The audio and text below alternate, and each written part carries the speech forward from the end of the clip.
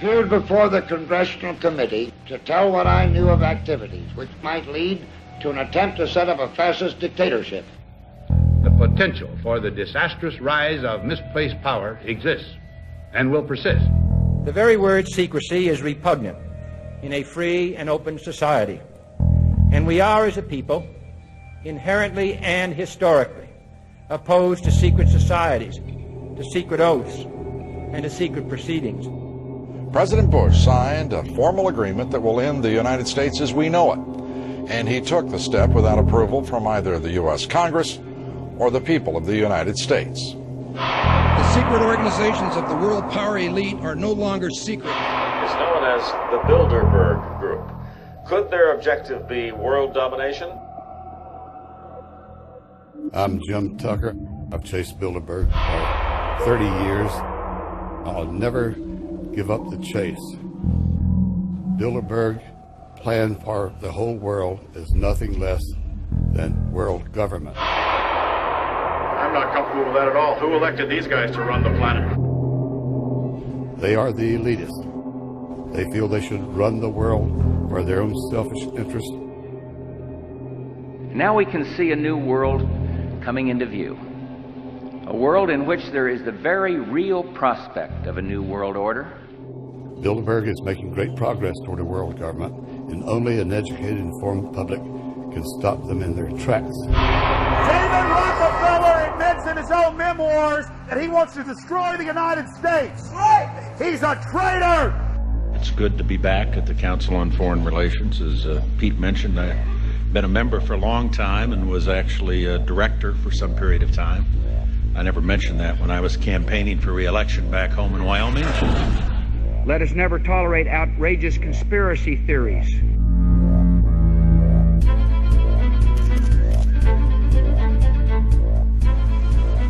I need you to move off the property, please. Some shots were fired.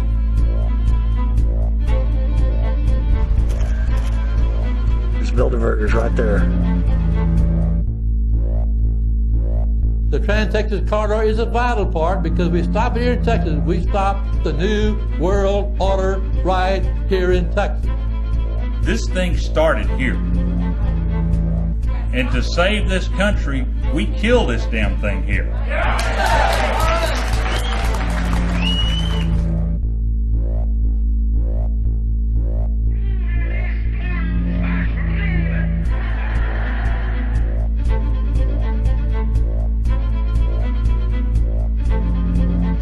There is a chance for the President of the United States to carry out a phrase his father used, and that is a new world order.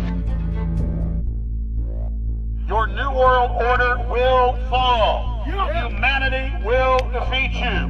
The answer to 1984 is 1776.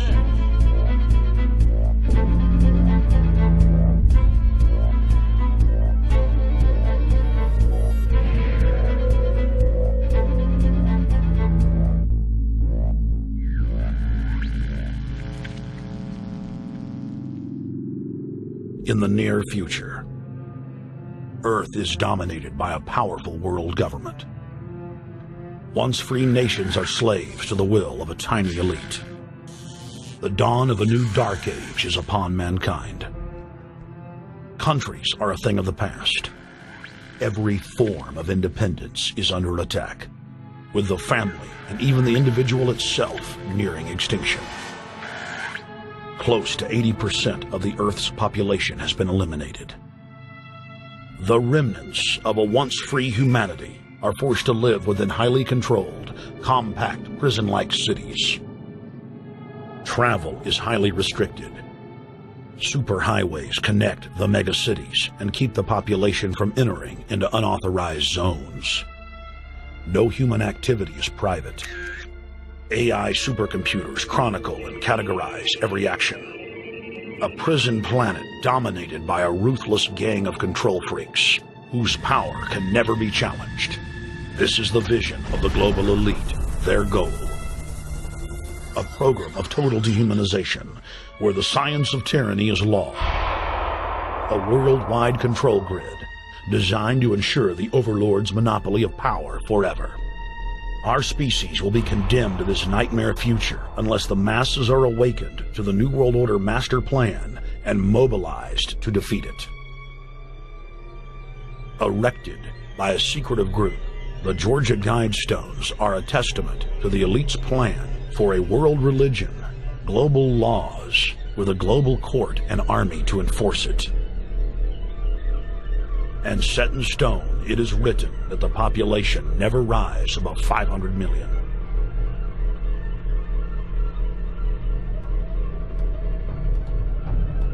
In this film, you will learn how our world is truly governed. You will see how highly secretive roundtable groups interlock to form a global intelligence network. This group has been steering planetary affairs for hundreds of years. Now, in the final stage, they prepare for open world government, a goal tyrants throughout history have lusted after. Dr. Michael Kaufman is a published ecologist specializing in ecosystem research, forest ecology, and ecosystem classification. Dr. Kaufman played a key role in blocking the ratification of the Convention on Biological Diversity in the U.S. Senate. The concept of a New World Order has been around for centuries. It's been receiving tremendous play over the last half of the 20th century. George Bush, the first senior president, George Bush, used it a lot in his speeches and really implies that he really wants to see a order in which we have a universal or a global type of governance in which every human being on planet Earth is ultimately responsible to policies that are being formulated at the international level. It is a big idea, a new world order.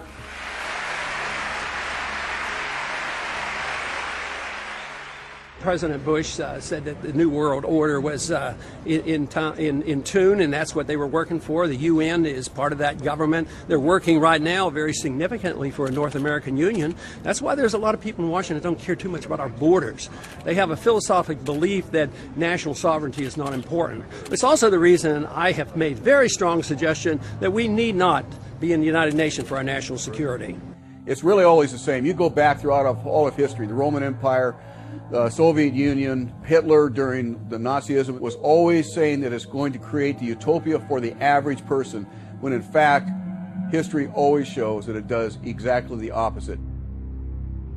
Conquest and empire is as old as civilization. Babylon, Egypt, and Greece. They all built empires in an attempt to rule the world. The Roman system at its peak dominated the known world. Complex governmental systems were developed to control diverse populations.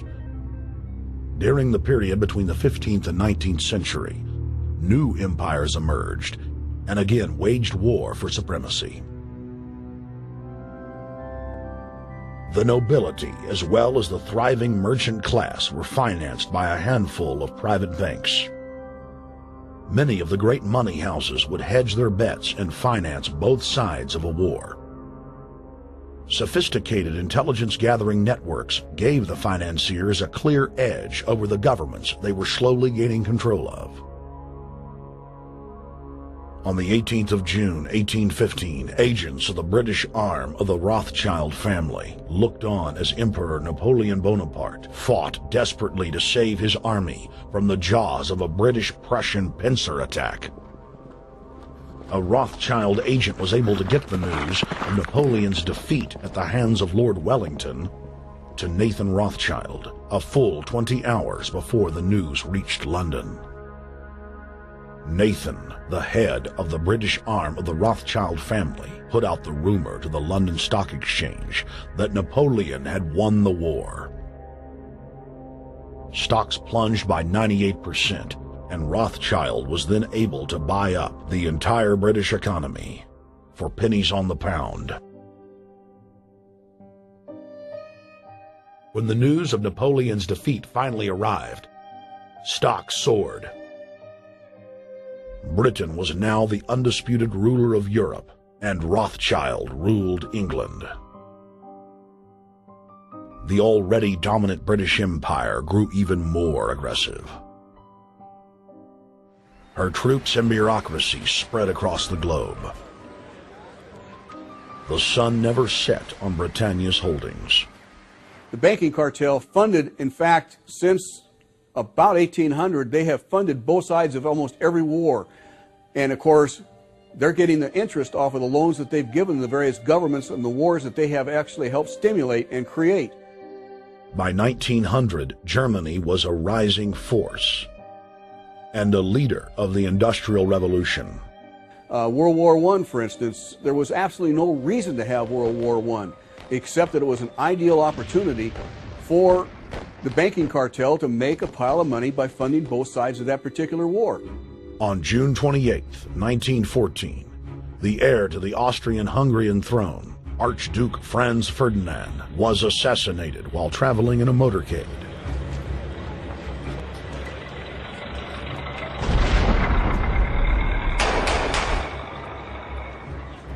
The Black Hand, a Serbian secret society with connections to French and British intelligence, took credit. World War I had begun.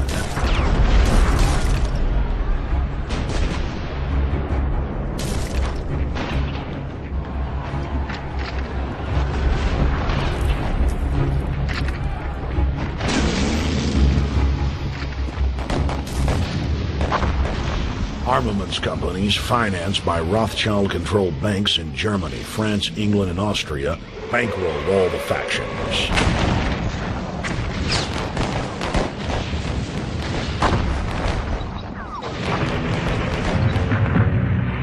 At least 20 million were killed in the war. It was a conflict so terrible the people vowed to never fight again. They dubbed it the War to End All Wars.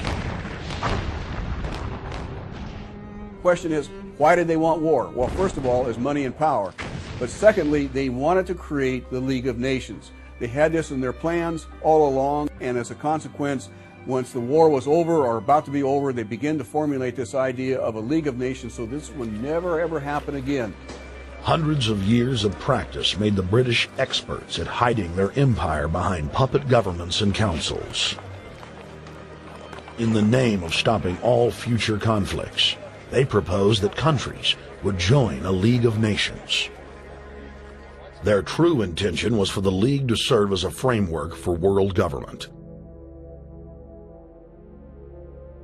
President Woodrow Wilson, who had spearheaded the establishment of the private Federal Reserve System in the United States in 1913, strongly supported the establishment of the League of Nations. Woodrow Wilson was a very naive president. He was basically a college professor that was grafted into this whole system. The League convened in Paris in 1919, but many nations recognized it as a threat to their sovereignty and refused to join. Frustrated by the U.S. Congress blocking the League of Nations, British intelligence, with the help of the Rockefeller family, set up the Council on Foreign Relations in New York City in 1921. The Council recruited the best and brightest of American life to support the growth of the Anglo-American Empire. The CFR's stated mission is to abolish all nation-states in favor of an all-powerful world government administered by a tiny elite. By 1930, the promoters of world government had split into two interlocking camps: the Fabian Socialists centered in London, and the Fascists based in Italy and Germany. National Socialism will use its own revolution for establishing a new world order. Adolf Hitler.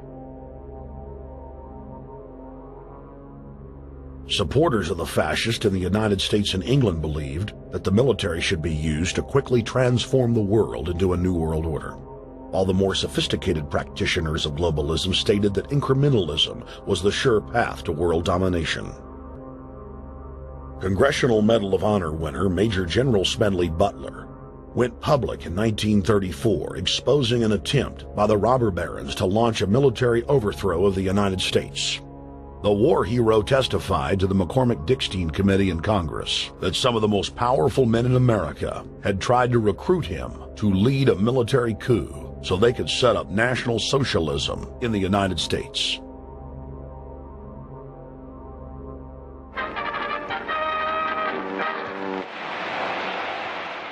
I appeared before the Congressional Committee the highest representation of the American people, under subpoena to tell what I knew of activities which I believe might lead to an attempt to set up a fascist dictatorship.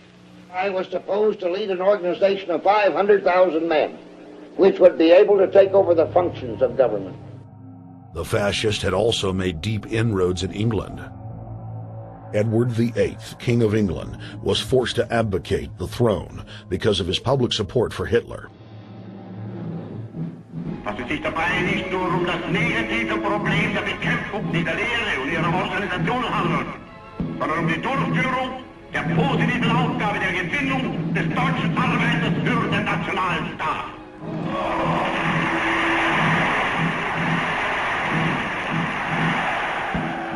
Though the German-led fascist camp was strong, the Fabian Socialist Bloc was able to maintain control of the U.S., Russia, and England.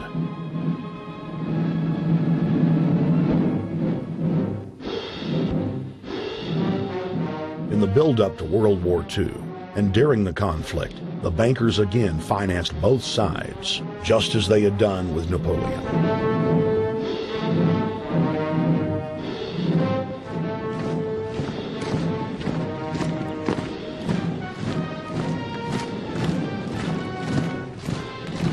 With the rise and fall of the Third Reich, Europe lay in ruins.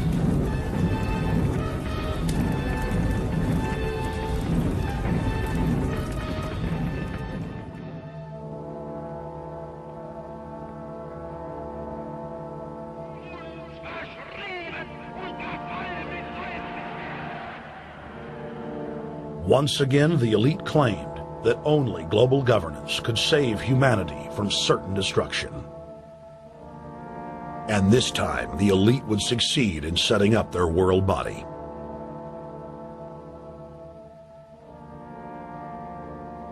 In April of 1945, at the Presidio Naval Base in San Francisco, the United Nations was founded by the victors of World War II. The United Nations complex was then built in New York City on land donated by John D. Rockefeller. Shortly after the elite established the United Nations as their base in the United States, the newly formed World Council quickly began work on the next phase in their plan, the incremental formation of continental superstates. The first step in their trilateral plan was the creation of the European Union. Unifying Europe had been tried many times and was extremely unpopular. Where Napoleon and Hitler had failed to accomplish their goals using force, the globalists would succeed using stealth. The British spearheaded the formation of the Council of Europe on May 5, 1949. The Treaty of London claimed to only establish trade ties between European nations, like NAFTA or GATT in North America. Its true intention was the formation of a European superstate.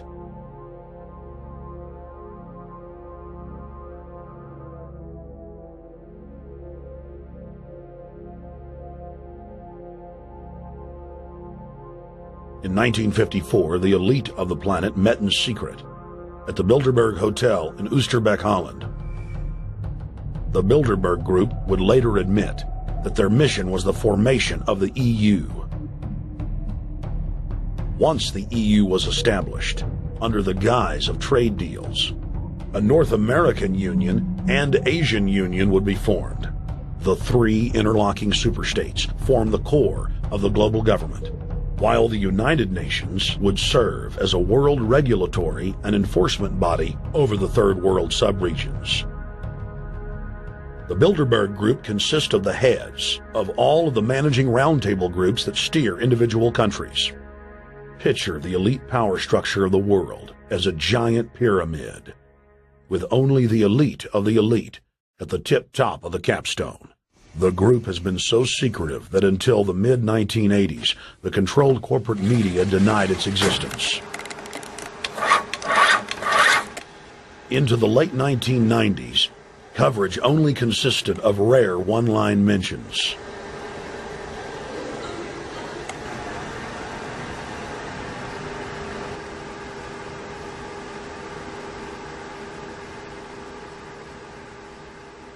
With the rise of the alternative media, their stranglehold on information has begun to slip.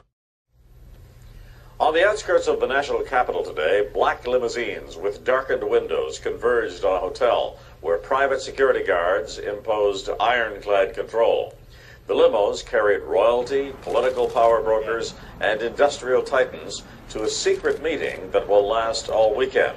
It's known as the Bilderberg Group. Could their objective be world domination? Every 4 years, Bilderberg meets in North America, and in June of 2006, we decided to travel to Ottawa, the capital of Canada. The site of Bilderberg.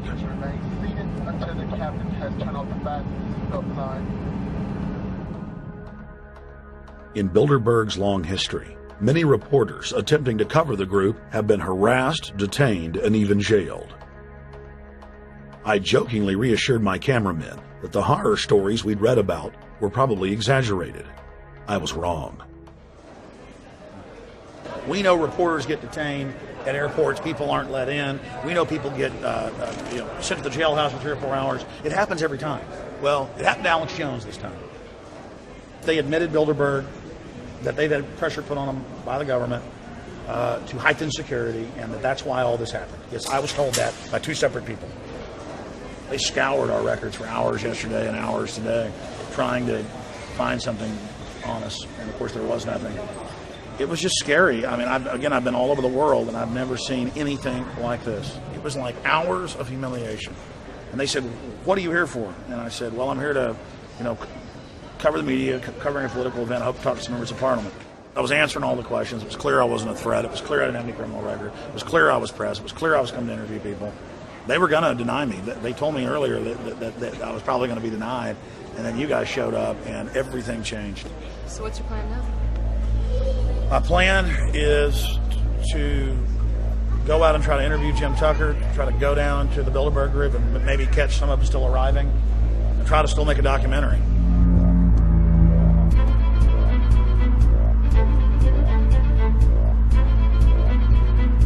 So instead of being here at 8 a.m.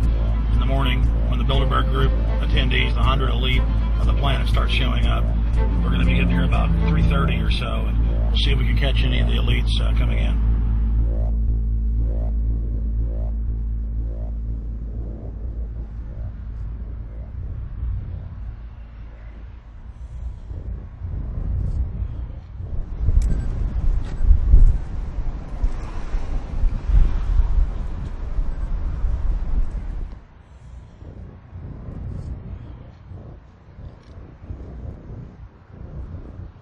What do you think's on the agenda for this edition of the Bilderberg Society's annual meeting? They're debating the attack on Iran. They're talking about how to take out Hugo Chavez. They're talking about how to get their American Union in that destroys Canadian, U.S., and Mexican sovereignty.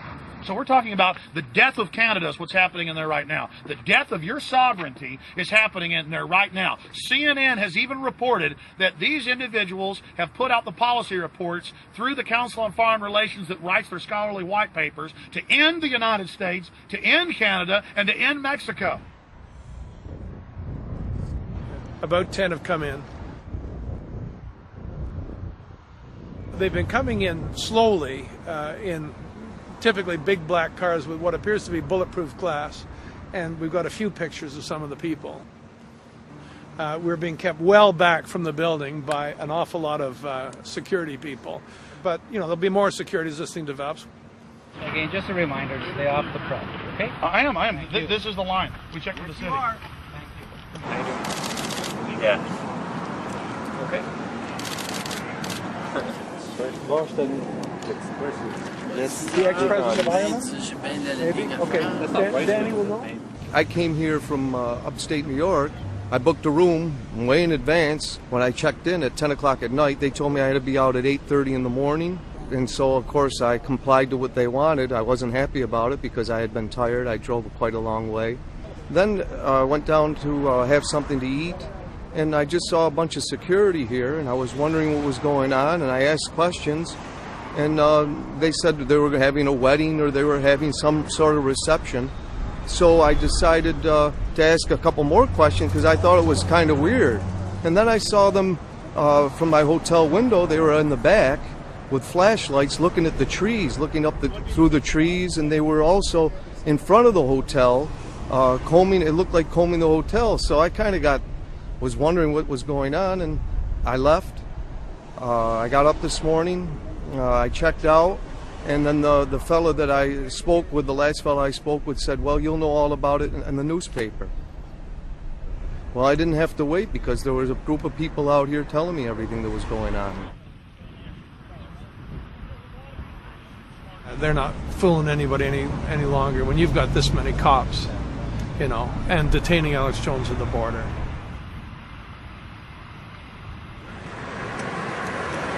Get them on both sides. Yeah, you crook. Yeah, you're going to go to jail like Ken Lay. Oh, yeah, there's one right there. Hi. Hey, we're not your property. We're not your slaves. We're going to defeat the New World Order.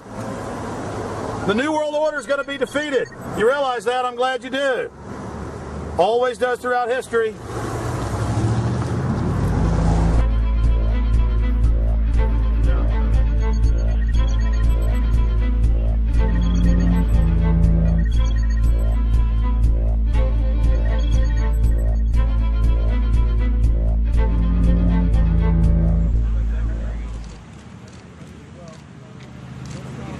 The boss. Boss is leaving.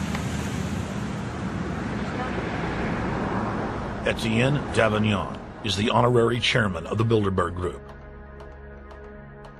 as well as the head of its steering committee. The committee he heads selects and invites each year's attendees. In the last decade, the list of attendees has been leaked to reporters by moles on the inside. Veteran newspaper reporter Jim Tucker has been covering the Bilderberg meetings for over 30 years and has physically attended more than 20. We traveled back to our hotel to see if Jim Tucker received the 2006 list.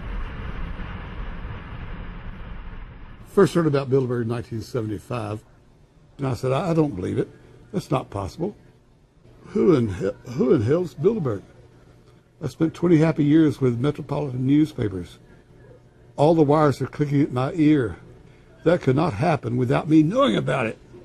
And the thing that first impressed me most was calls in 1957 by the late, great Westbrook Tegler, widely syndicated columnist. He wrote 2 lengthy columns about how approximately 100 leaders of international finance, heads of state, high public officials were meeting behind armed guards and closed doors on Jekyll Island, sealed off. What are these powerful internationalists doing? And why is it so secret? Why do they have armed guards outside? Why is it sealed off? The newspapers totally ignore it. Not a word. Total blackout in the United States. Since then, I've never stopped pursuing Bilderberg, or the whole international gangster organization led by Rockefellers and Rothschilds as they manipulate the world for their own selfish interest.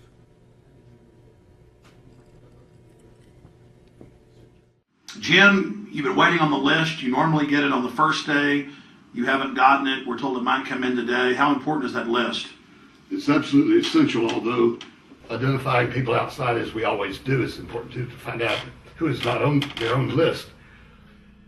In recent years, someone from Europe has sent a machine copy with a letterhead and so forth without identifying himself. So far, I haven't heard from him.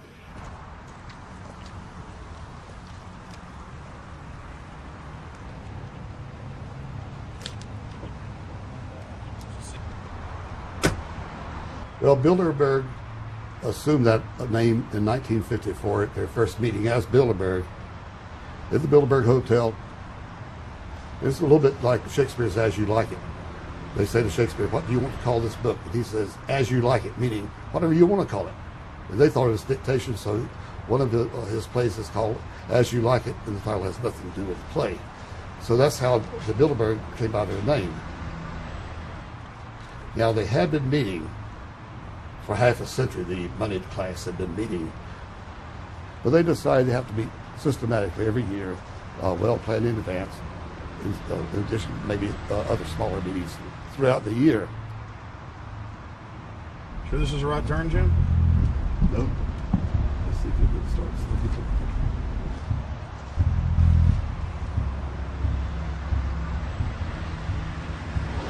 This is the global government. They are setting the world agenda. Inside right now, they're deciding on whether or not there will be a war with Iran. They're deciding whether or not taxes will increase, whether oil prices will be suppressed or increased. There's much more on the agenda that we'll be finding out in the fullness of time. But those are 3 items that are heavy on their list this year.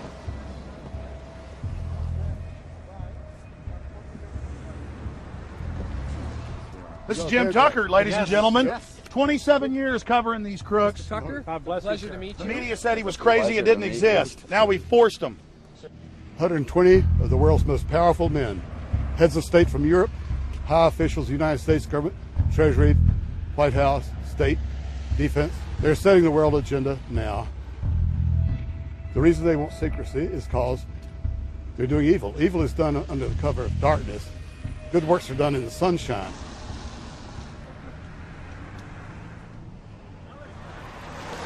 Hi, how you doing? Good. Get off the property, please. Well, Jim has some questions for you. I need you to move off the property, please. Okay. Private property. Sure. It's a public sidewalk. Oh, yeah, we are cooperating. Thank you. Right onto the sidewalk. Yeah, there's no implication that we aren't cooperating. Right onto the sidewalk and stay there, please. Sure, yeah, thank you. Great. Jim has some questions for you. Again, I need you to stay right on the sidewalk. Yeah. Thank you very much. We actually checked with the city. The property line's actually right here. Also, that's good. Property line's actually right here.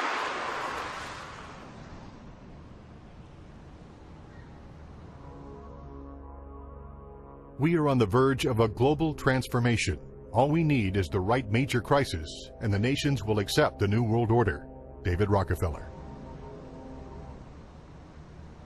It's David Rockefeller and the Corn Black at the beyond the hotel, and they had no bodyguards.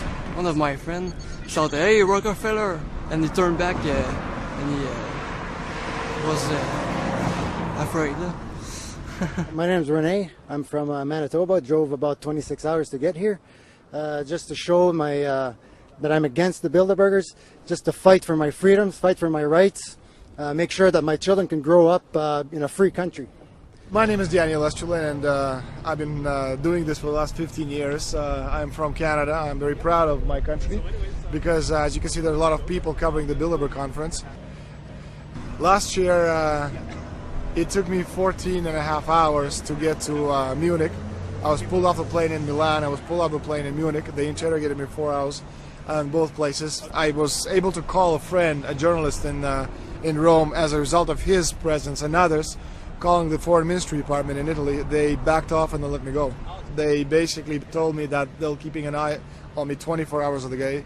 The little hotel where we were staying at, Jim and I, out of the 20 rooms, 6 were occupied, 3 by the CIA and 3 by the German Secret Service. That's how serious these people are, and that's how afraid they are of actually what we may be able to reveal and what we actually do reveal publicly about the Bilderberger intents. Daniel Estrela has covered the Bilderberg meetings in Europe and North America for more than 15 years. His book, Club Bilderberg, has been translated into more than 20 languages and is a global bestseller. Estrela has photographed many past Bilderberg meetings. Rockefeller frontman Henry Kissinger is always a key participant. Here you see the president of the CFR, Richard N. Haas, followed by Vice Chairman of Rothschild Europe, Franco Barnaby, who is speaking with Henry Kravitz. And behind them is Richard Holbrooke, former U.S. Ambassador to the United Nations. The head of Daimler Chrysler, Jürgen Erich Schrimp, arrives by helicopter. Here, the owner of the Washington Post, Donald Graham, escorts Indra Nooyi, the head of PepsiCo. Queen Beatrix of the Netherlands, whose father, Prince Bernhard, founded Bilderberg, is a leading figure in the group. Of course, globalist kingpin David Rockefeller, seen here with his bodyguard, James Ford, always attends. The then newly appointed World Bank chief Paul Wolfowitz is photographed at Bilderberg 2005. It has been reported that Wolfowitz had attended previous meetings while still the Deputy Secretary of Defense, a violation of the Logan Act. Under the Logan Act, it is a felony offense for any member of the federal or state government to meet with members of a foreign government without the express authority and authorization of the President or Congress. Put simply, it is illegal for members of the government to meet secretly behind closed doors with foreign power brokers due to the problems of corruption and espionage that it breeds. For this reason, many prominent politicians attend, but their names do not appear on the official list. Despite the Logan Act, the governor of New York's name, George Pataki, does appear on the list, and we were able to catch the governor on tape walking with David Rockefeller at Brook Street. Multiple staff members inside Brook Street reported to us that Hillary Clinton attended for half a day. Several armored limos with diplomatic plates did arrive with police escorts and offloaded their passengers in the underground parking garage out of the sight of the press. Former World Bank President James Wolfensohn sardonically stared at our cameras. They're upset about the fact that they're being exposed. Well, I'm sure they are. I mean, look at the tinted windows. They don't want to be seen. They don't want even anybody to know they're here. So I'm sure they're ticked, you know, and that's why we're here to try to expose them. Do you think that they were angry that they were on the front page of the local paper today? You think they're in there reading it right now, Jim? Yes, I don't think they're happy about it. They prefer nothing at all, no publicity. They prefer absolute secrecy. Yeah, you better look away. We're not your slaves. You don't own me.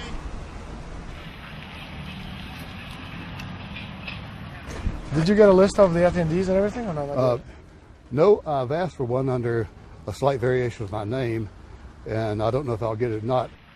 Also, it could happen today. For the last 3 years, I get back to the hotel. And there's a copy there waiting for you. Well, somebody who does not identify himself. I mean, I'm not just not revealing source. I don't know the source myself. But a fact, because they want the Bilderberg letterhead on it, and makes a nice memento. Perfect. Alex. Yeah. That's Chalabi, eh? You think Chalabi? No, I don't think. I know. It looked like Chalabi, and it was a fat guy. Yeah. That was Ahmed Chalabi? Yeah. Oh my God, then they're really going to attack Iran.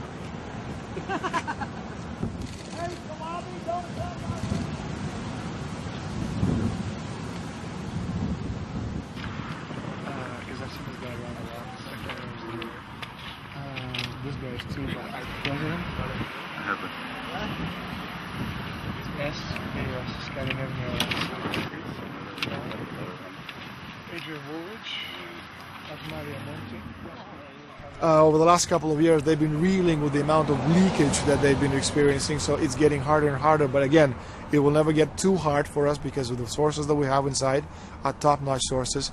People who are actually working for them, the Secret Service, the second layer, people in the Bilderbergers, the clerks, the administrative office, they're there. They are our eyes and ears, and every time there's something out, we always get the information. That's Francisco Pinto Balsamao. I think that's the Queen. It's the Queen. Oh my God, yeah, kiss her here. You see her? Yes. Oh my God. We have Holland. What usually happens, the Secret Service guys who are protecting the Bilderberg delegates, the staff, the cooks, the chefs, when they actually get to see and to hear what some of these nasty people are talking about, they're the first ones to look for us and the first ones to make sure that we get the information from the meeting. We're very rigorous with information that does come out. We double, triple, and quadruple confirm the sources, make sure that all the information checks out. A lot of the stuff, the Bilderbergers have planted information, make sure that this disinformation nullifies the accuracy of the reporting, which is why we never publish the first thing we hear.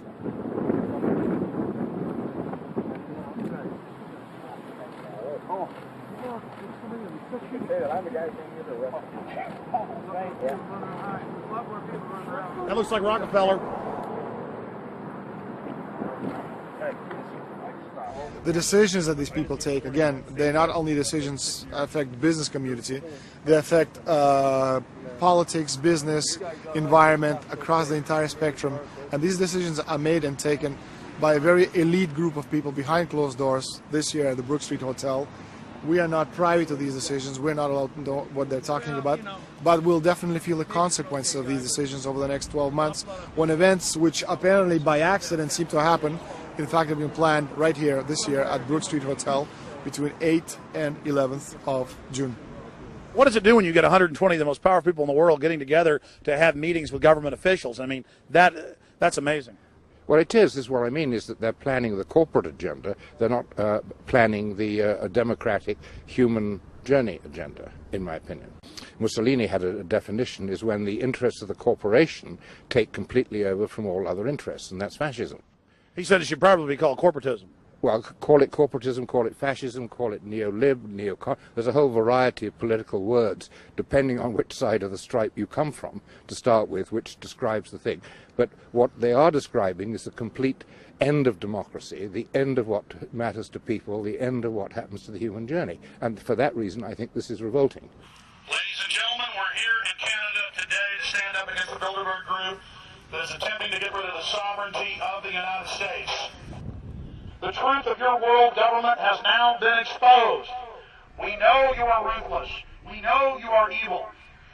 To David Rockefeller, to the Rothschild representatives here, to the Queen of the Netherlands, to all of you, we tell you, you are not our queens. You are not our kings. You are not our gods. We do not belong to you. We are not your slaves. We stand as free humans, have stood since the beginning of time against the strong men, against the thugs, against the bullies. We will defeat your world government. We will defeat world taxation. We will defeat your control grid. God is on our side. I stand before the creator of the universe, and I ask the creator of the universe, as our founding fathers did in 1776, to lead, guide, and direct us, and to give us the power and the foresight and the understanding and the will to stand against your entire agenda, including your final plan of world population reduction of 80% that Henry Kissinger penned in 1973. Why do you put mercury in the vaccines, stannous-sodium fluoride in the water? Why? Why do you put cancer viruses in the vaccines? Why have you used depleted uranium now in 4 separate nations? You're arrogant. You have the sickness that elites have had throughout history in their literal and, in some cases, figurative ivory towers. You believe that you're invincible. You will and you are failing now. Your New World Order will fall. Humanity will defeat you. The answer to 1984 is 1776.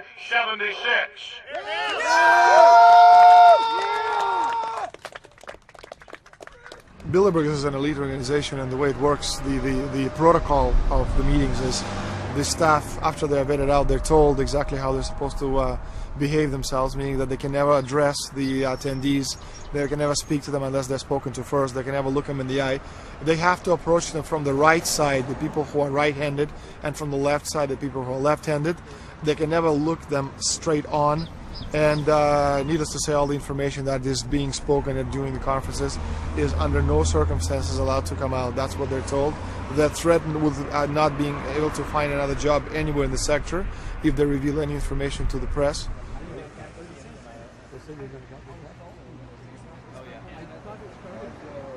Richard Holbrooke? Ambassador Richard Holbrooke thought the peasantry wouldn't recognize him if he took a stroll off the grounds of Brook Street.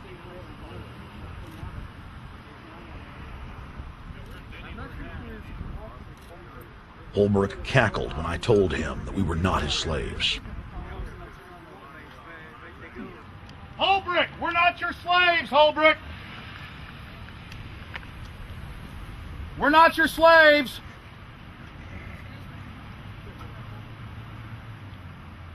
Holbrooke, we don't belong to you. We're not your property. Get back on the sidewalk. We're free humanity! Yeah, there he goes. Howard. They love it. They love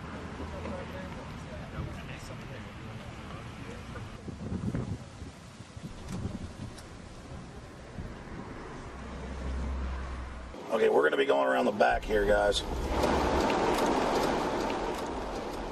Hey guys, how you doing?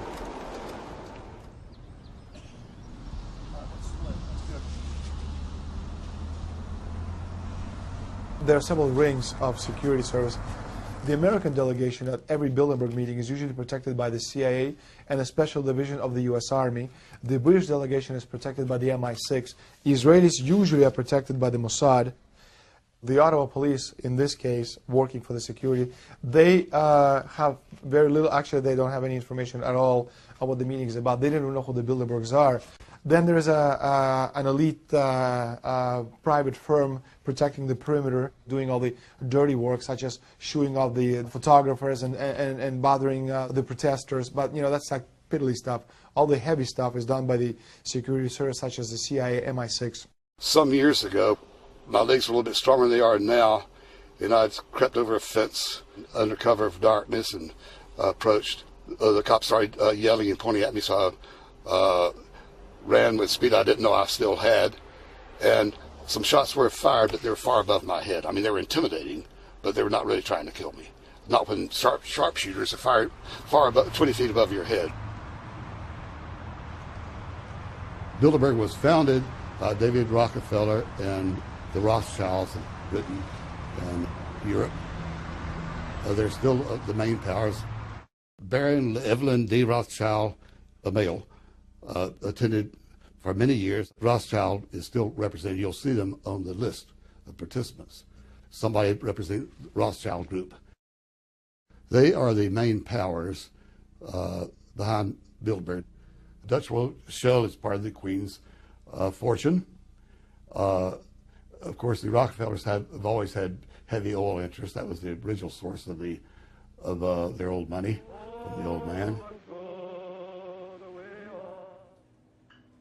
Jim just got the official Bilderberg letterhead list from his mole inside the Bilderberg group. Let's go look at it. Wall Street Journal.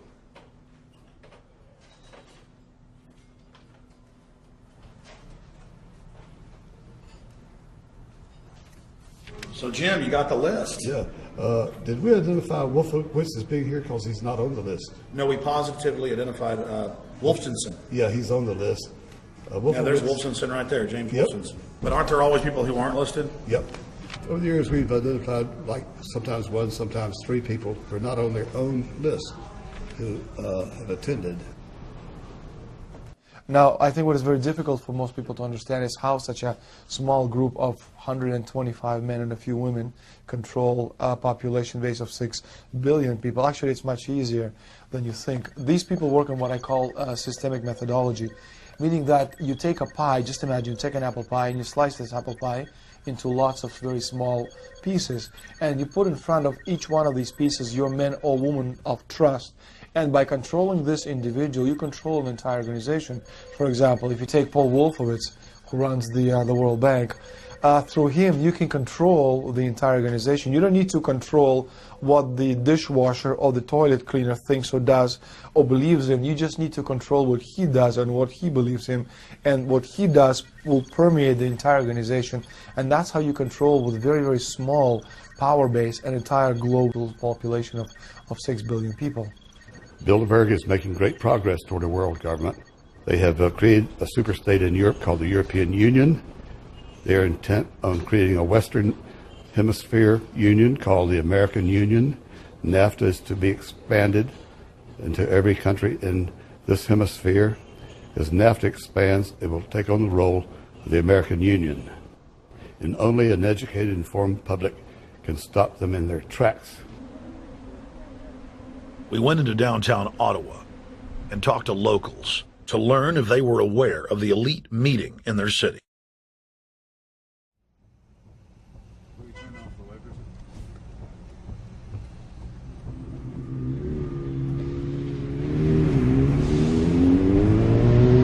Okay, guys, attention just for a second.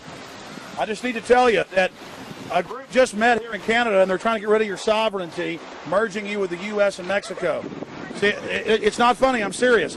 And your news isn't going to tell you about this. This is deadly serious. So I'm just letting you know, and I'm telling you about it. As they say, they are the guys that run the world. They make the decisions for we, and we just carry it out. Sir, did you hear about the Bilderberg Group meeting here in town, the 120 most elite people in the world? No. Hey, did you know that the elite's meeting here in town right now? Have you heard about it? 120 crime bosses? None of you heard of it? None of you guys have heard of the Bilderberg Group? They're meeting right now. In the city, around 10% of the people were aware of the New World Order agenda. When we traveled to Parliament, close to half of the people we randomly spoke to were informed.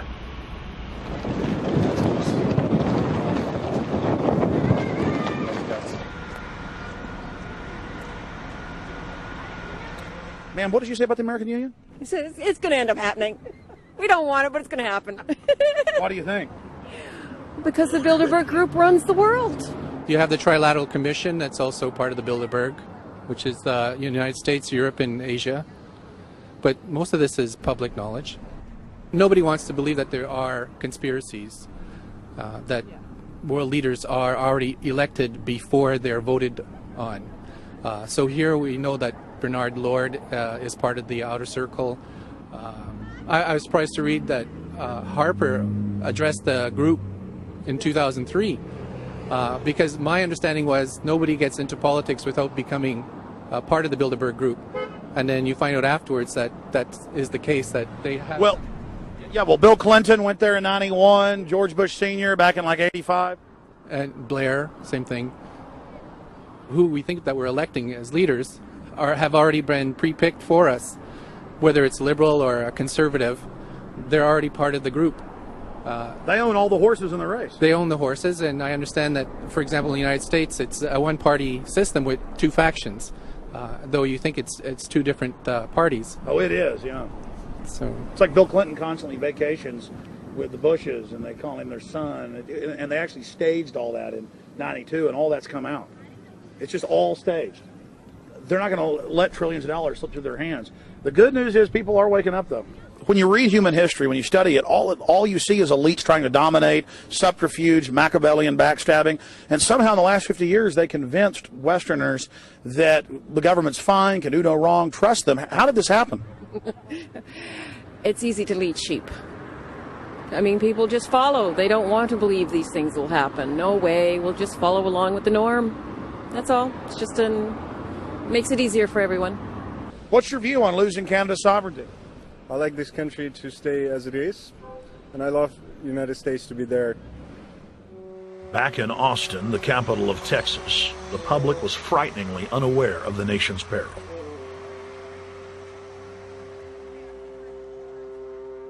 Have you heard about the North American Union? Not really, no. I don't watch TV. No, I haven't. Interesting. I was not aware of that. I don't know exactly what you mean, so... I don't think there's going to be a merger of the three nations. No, I have not. No. No, I didn't know this was happening, so... Yes, I have. Oh, you have heard about it? Yes. After that big rally the other day, don't know about it? I don't know about it. No, I have not. Have you heard of the European Union? I have, yes. Are you aware of the European Union? Oh, yeah, of course. Have you heard about the European Union? Heard about them. Do you know about the European Union? No. Europe, 15-member group expanding? A what? 15 nations of Europe merging in 2000. Whatever. For over 50 years, the Bilderberg Group constructed the European Union by stealth under the guise of trade deals. Now the elite are using the same secretive program to complete the North American Union. But this time, superstate integration is on the extreme fast track. International agreements like NAFTA, GATT, and APEC were just stepping stones in the formation of the NAU. The North American Union was officially born at Baylor University in Waco, Texas, on March 23, 2005. The leaders of the United States, Mexico, and Canada told the press that they were only meeting to discuss trade. It soon leaked that a secret meeting had been held during the Security and Prosperity Trilateral Summit. The three governments had refused to release the secret agreement to the people. In September of 2006, their treasonous operation was blown wide open. From September 12th to September 14th, in Banff, Canada, hundreds of elected and appointed government leaders from Canada, Mexico, and the United States met in secret. On the last day of the conference, someone inside the secret North American Union Forum leaked the agenda. The front pages of newspapers across Canada carried the story. The Judicial Watch Foundation submitted Freedom of Information Act requests to obtain the full agenda and minutes of the secret assembly. Many federal agencies refused, citing national security. The foundation finally succeeded and did receive thousands of pages of documents. The documents marked unclassified are the blueprints of a shadow government ruling by bureaucratic and executive fiat. The pages chronicle an already operating North American Union. Transportation, law enforcement, agriculture, regulation, banking, manufacturing, construction, education, immigration, and even the military are being merged with no input from the people or their elected representatives in Congress and Parliament. One of the first items on their agenda was to stress how important it was that their plan, quote, be carried out by stealth. The controllers also talked about exploiting the public's fears of climate change to push a continent-wide tax to fund the new government. Globalist tool Robert Pastor is incessantly paraded on the world stage as the man behind the North American merger. When he testified before Congress, he pushed the idea of a continental security perimeter that erases national boundaries and merges the security apparatus. The best way to secure the United States today is not at our two borders with Mexico and Canada, but at the borders of North America as a whole. In fact, the North American Command, based in Colorado Springs, Colorado, was clearly running the meeting in Canada. For the past decade, the Pentagon has been training with Mexican and Canadian forces and has openly discussed using them inside the United States for disasters and to quell domestic unrest. There are already over 100,000 non-U.S. citizens serving in the U.S. Armed Forces.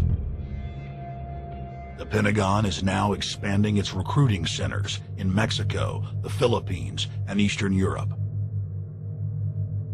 Big city police departments nationwide are lobbying to change laws so they can recruit non-citizens to join the police force.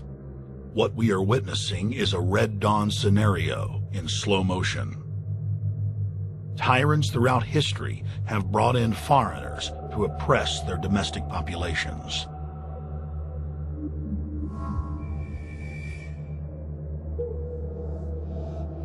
When their coup by stealth was exposed, the three governments went into damage control mode.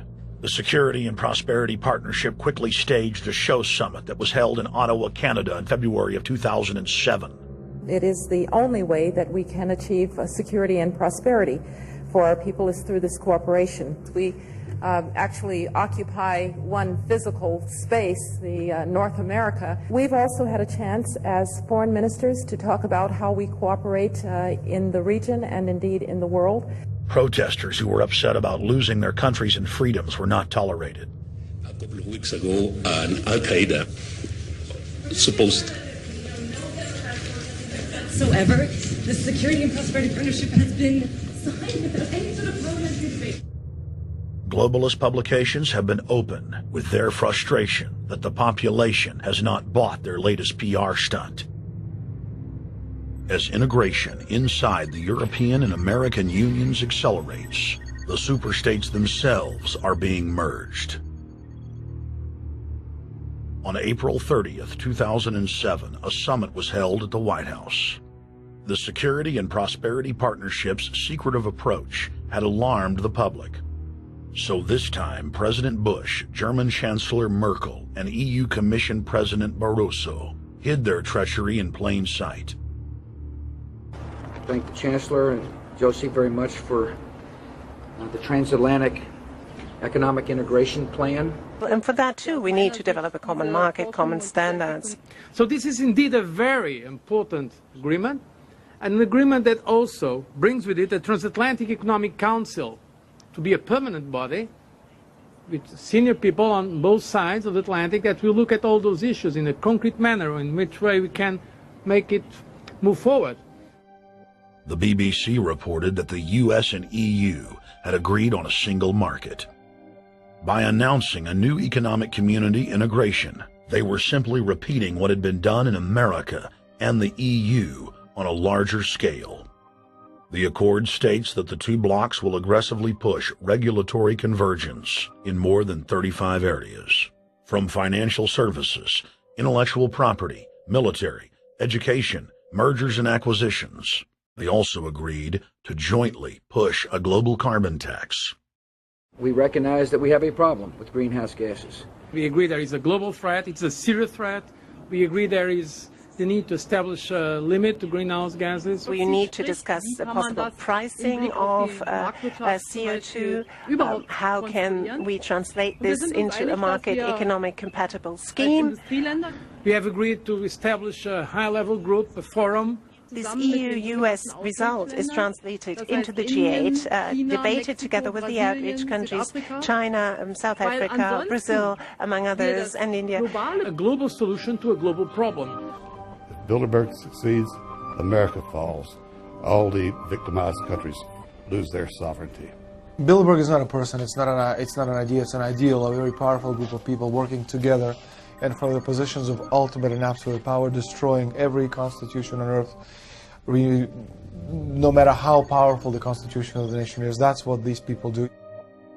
The African Union arose out of the African Economic Community, set up in the early 1980s. The African Union is financed by a consortium of international bodies, governments, and corporations. The African Union Army serves as an enforcement arm for the New World Order's exploitation of Africa. In Asia, APEC and ASEAN have announced plans to form the Asian Union, consisting of Asian and Pacific nations, having more than 3 billion people within its borders. APEC will become the Asian Pacific Union, and the world is to be divided into 3 great regions for the administrative convenience of the world government in which the UN is to evolve. As the unions form individually, they are simultaneously merged to form the first planetary government. They're trying to destroy every nation on earth which is trying to promote progress, because these people basically they are landowners. They don't need progress because they control the land. If you take the most powerful man in London, the people who belong to the Council and the Committee of 300, who belong to the Bilderbergers, the British royalty, the Guelphs, the black nobility of Venice and Genoa, these people they're landowners. The New World Order is the Old World Order. I mean, it's just the names have changed, the appearances have changed, but the concept hasn't changed. The idea is still to bring the men back, kicking and screaming back to the Middle Ages, post-industrial age world order. One of the things that is very shocking to most Americans is the fact that the United Nations Global Biodiversity Assessment, which came out in 1995, clearly shows that in order to protect planet Earth, we have to go back to a feudal system. They actually said that in the document. To craft a modern feudal society, the globalists are implementing a standardized North American Union ID card to track, trace, and control their serfs as they travel throughout the 3 regions of the NAU. Building on the massive displacement of humanity caused by globalization, the New World Order is rapidly constructing the physical infrastructure of the North American Union, the NAFTA Superhighway Control Grid. I'm Arthur Peterson, Colonel retired, the Army. I see things today that are happening that would make my friend who died in World War II turn over in their grave. To think that people would even consider confiscating land of farmers and ranchers and taking their homes away from them, to turn it over to a foreign company in Spain, which was controlled by Don Carlos, I understand, a notorious socialist, and they get the tolls on Texas land for 50 years. The proposed Trans-Texas corridor would be a patchwork of superhighways and railroads stretching 4,000 miles from the border of Mexico, cutting through Texas to Oklahoma. A lease has been signed that would make Texas Highway 121 a toll road. A private Spanish company won the bid to build and collect the tolls for the next 50 years. These deals with private companies are being negotiated largely in secret, and many state lawmakers are worried taxpayers are being sold down the road. Critics say it's a threat to our national security. It's part of a plan for a North American integration being carried out by government and corporate elites without congressional or voter approval.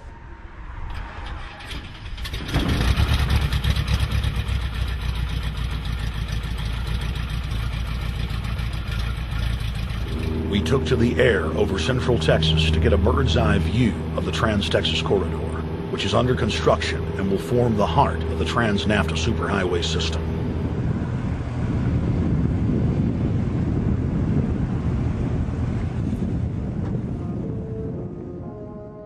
History repeats itself. 2,000 years ago, all roads led to Rome. Rome constructed and maintained more than 10,000 miles of roads throughout its empire. The roads were used to project Roman military power, to control commerce, and to bind the nations and peoples they ruled. Rome also demanded tribute. Roman subjects from Albion to Judea were forced to pay a tax to use the roads. The Romans would then use the tax to dominate their subjects. Today's superhighways are a powerful tool in the globalist arsenal. They are instrumental in tearing down national borders and merging nation-states into larger confederations. Foreign governments and corporations are predatorily seizing infrastructure across North America, but nowhere has their attack been greater than in Texas. Texas is the front line. Over 8,000 miles of existing roads and land are being handed over to government-backed foreign companies. Foreign companies buy the legislators, who then turn over complete control to the same foreigners who finance their campaigns. Government power is then illegally transferred to unelected quasi-governmental regional boards that circumvent local governments and the will of the people. The next stage of this world government plan is to have a transportation control, and that is called the NAFTA superhighway, or in Texas called the Trans-Texas Corridor. It confiscates 584,000 acres of land to be transferred into control of a Spanish company which will collect tolls in Texas for the next 50 years, and there's no limit in the amount of tolls that can be collected. More than 80 federal and state highways have been designated as international arteries. The I-35 NAFTA corridor starts deep inside Mexico and travels through the middle of the United States and ends in central Canada. Container ships from Asia dump their cargo on the Pacific side of Mexico. It then travels duty-free by rail to the new Kansas City inland port, now considered sovereign soil of Mexico, in the heart of the United States. Under international agreements, predominantly foreign companies are placing tolls on already existing paid-for roads.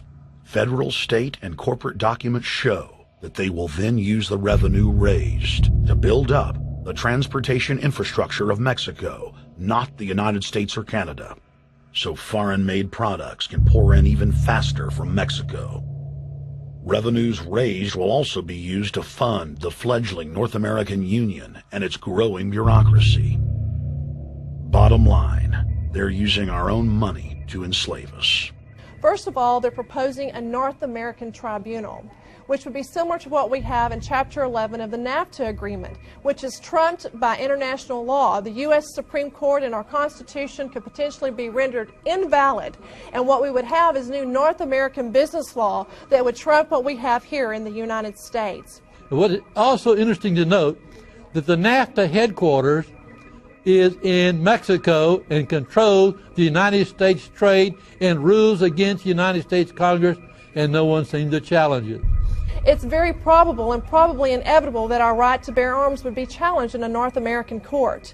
So this is just an example of what's happening and what's being proposed. We want to keep our trial by jury system. We want to keep our right to keep and bear arms. We want a system where we have a Supreme Court and not have a tribunal that will be superior to the Supreme Court. In 2005, Cintra, a Spanish-owned company, signed a secret agreement with the Texas Department of Transportation to erect toll roads on existing roads and to toll new roads that were completely paid for by tax dollars.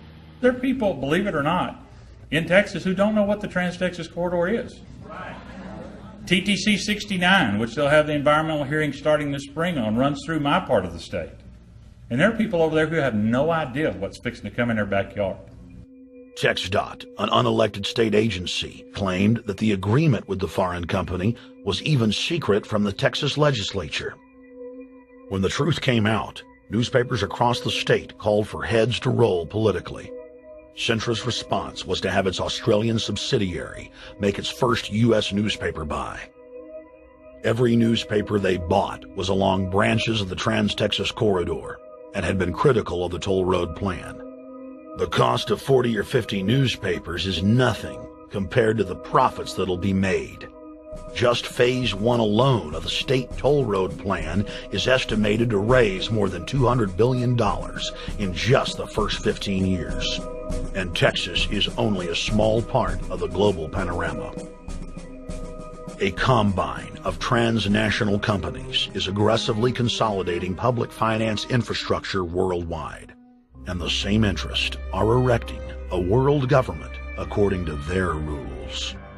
A literal wonderland of corporate corruption, where governments simply act as vacuum cleaners, sucking up the wealth and resources of the middle class and transferring it to offshore bank accounts, leaving behind a cultural and economic wasteland of easily managed slaves. The whole purpose about the North American Free Trade Agreement is not about trade, it's about control. Control of people. CAFTA is even worse. Control of people. It's not about trade, it's subsidized trade with taxpayers' funds. This thing started here. And to save this country, we kill this damn thing here. To stop it here in Texas, we stop the New World Order right here in Texas. Polls consistently show that over 90% of the people are against the NAFTA highway systems and its toll roads. As the people learned of the threat, they got angry and took action. Our ranch is part of the original Spanish land grant, and I would love to not have to give it back to Spain.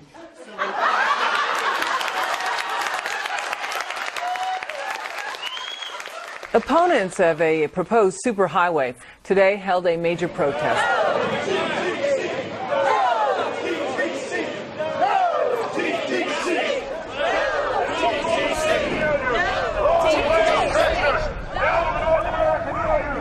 A majority of Texas counties have voted to resist the plan for a North American Union and have vowed to block the construction of its infrastructure. Heck, we already know in a law that was passed by a subservient United States Congress, where practically nobody in the entire Congress stood up and said, no, they've already passed a law saying all their driver's licenses are going to be chipped. Well, I'm telling you right now, I'm not going to carry in a driver's license that's got a chip in it so Big Brother can watch everywhere I go and see everything I do. No, no, hell no. No, all of it. No, no. We, the people, own this plot of ground. We, the people, own those trees there. We, the people, own our beautiful Texas, and we are not going to let a bunch of crooks and robber barons take our beautiful Texas away from us. Hell no! Hell no! No, no, no!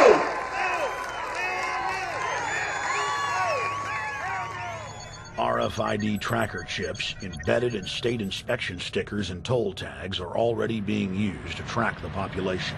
The new system is also meant to control growth and steer development through so-called smart growth. smart growth, which is nothing more than an effort to bring control into the cities. You have the rewilding of America and the Wildlands Project, the Convention on Biological Diversity, which is to control our rural population. Toll roads on interstate highways nationwide are walling off exit ramps to small towns and rural communities, and are creating ghost towns by design. This trend is accelerating under the NAFTA highway system and is meant to rewild more than half the country. All of these things are designed to bring more and more control to bureaucracies rather than to the independent individual, the sovereign individual of this nation. What brought me into this whole discussion was the fact that while I was doing this multi-million-dollar research effort in the 1980s and early 1990s, I became aware of an agenda basically to lock up one half of the United States in the wilderness corridors and reserves. What's called the Wildlands Project, but it was also a key cornerstone of the United Nations Convention on Biological Diversity. It was during that study in which I began to realize that this was not an effort to protect the environment, but an effort to control you and I. They were dividing the United States up into little compartments in which they would rip out roads, which they would rip out whole communities and put them back in the wilderness. The federal highway system was designed by Pentagon war planners in the 1950s to serve as a rapid deployment conduit to move ground forces for the defense of the United States during invasion. The unconstitutional Northern Command is now using the highway system as a force projection matrix to dominate populations across the United States. Through federally funded emergency command centers, county and city governments are being quietly federalized nationwide. Billions of dollars per city is being spent to install millions of surveillance cameras. Every town and hamlet, no matter how small or remote, is surveilled. License plate reading software tracks Americans' movements wherever they go. New systems are being deployed that scan your face, read your lips, and analyze your walk. Under the Treasonous Military Commissions Act, American citizens can be secretly arrested, stripped of citizenship, flown to offshore torture camps, and secretly executed. Under Section 802 of the Patriot Act, all misdemeanors are considered terrorism. Federal police squads, called Viper teams, randomly force Americans to line up and show their papers. From the sidewalks of Miami to the subways of New York to the streets of Houston, Texas, citizens are being searched by heavily armed gangs of paramilitary police.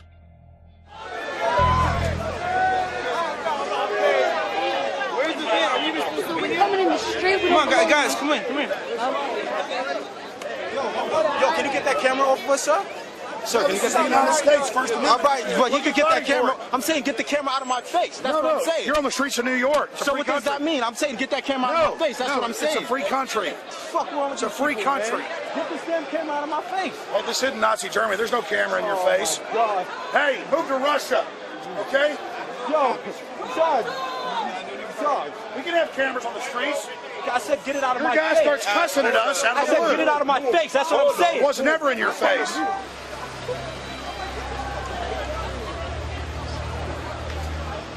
Yo. Long before 9/11, the Pentagon was aggressively violating the federal law that bars the military from policing the American people. Coast to coast, for more than 2 decades, teams of troops would just appear out of nowhere and randomly stop cars and search pedestrians. The acclamation accelerated with regular Army searching bags at the Super Bowl and the Kentucky Derby, as well as other high-profile events. Then President Bush signed a Defense Authorization Act, which radically increased the funding for the already bloated shadow government.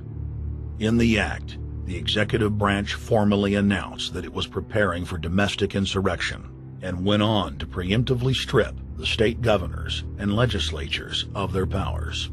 The federal government is openly announcing that it is the only authority as it treats the people and the states as enemies. Then on May 9th, 2007, President Bush unlawfully granted himself new powers, and the presidency officially became fiat dictatorship. In the past, continuity of government has been shared by the legislative, judicial, and executive branches of government.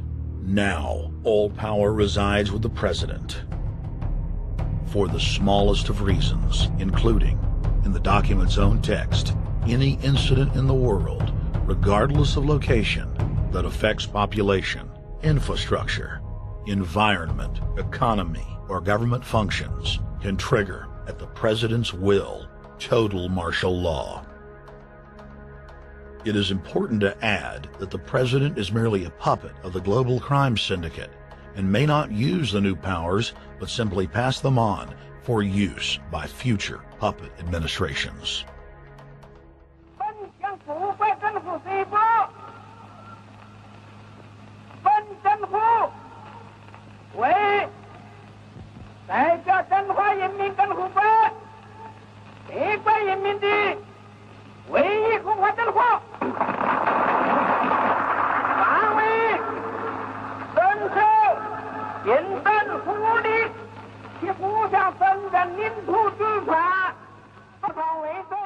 Приобретена эта победа. Не забывайте принесенных вами жертв. You must teach people to love their leader. This is the only most important.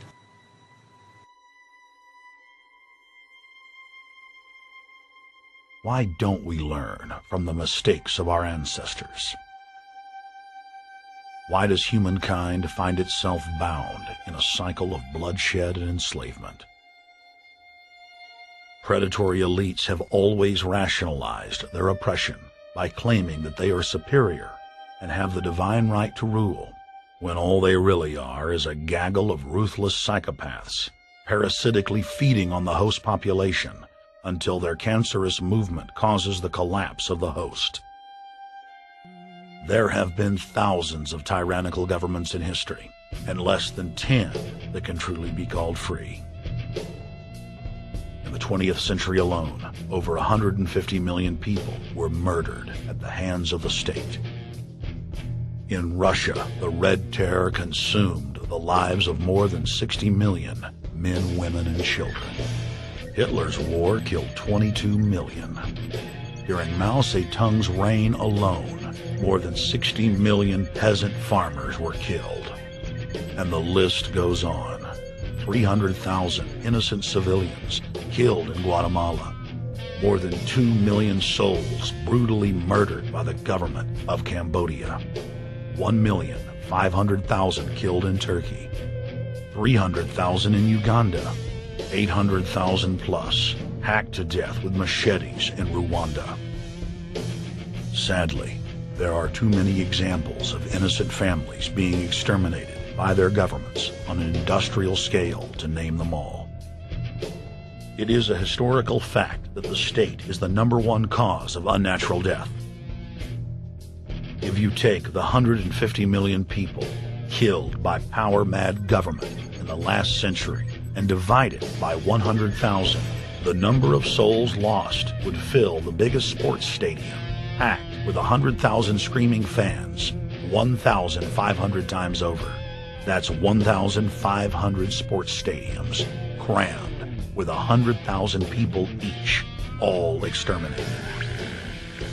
For those who think it can't happen here or won't happen to them, you have been warned. The carnage witnessed in the last 100 years was only the preparatory phase of the New World Order's master plan. 少有常识的人都会看出，如果我们的铁骑继续前进，这个螳臂挡车的歹徒难道能够阻挡得了吗？ Hitler and Stalin's crimes are now part of history, but the communist Chinese system of evil is not content with racking up the highest death toll in history. The mass murder and enslavement is still going on today and enjoys the full support and sanction of the New World Order. 摄像机拍下的这个画面，同西方某些国家的宣传恰恰相反，正好说明了我们的军队。Communist China serves as a globalist laboratory, a proving ground where 1.4 billion people live out their lives as guinea pigs who serve as test subjects for the formulation of the brave new world. U.S. and British forces worked closely with Mao Zedong during World War II, and at the end of the war, they secretly backed Mao in driving out Chiang Kai-shek and the Nationalists. The OSS, and then the CIA, believed that Mao would have a stabilizing effect. Bill Clinton's mentor and Georgetown University political science professor Carol Quigley explained in his book, Tragedy and Hope, how the Anglo-American Roundtable groups backed every brand of authoritarianism, from communism to fascism, to ensure that a centralized government dominates the population and the economy as planned. The elite are monopoly men. They seek to create monopolies and dominate populations through the barrel of a gun. In their writings, the leadership of the New World Order has continuously heaped praise on the corrupt communist Chinese model.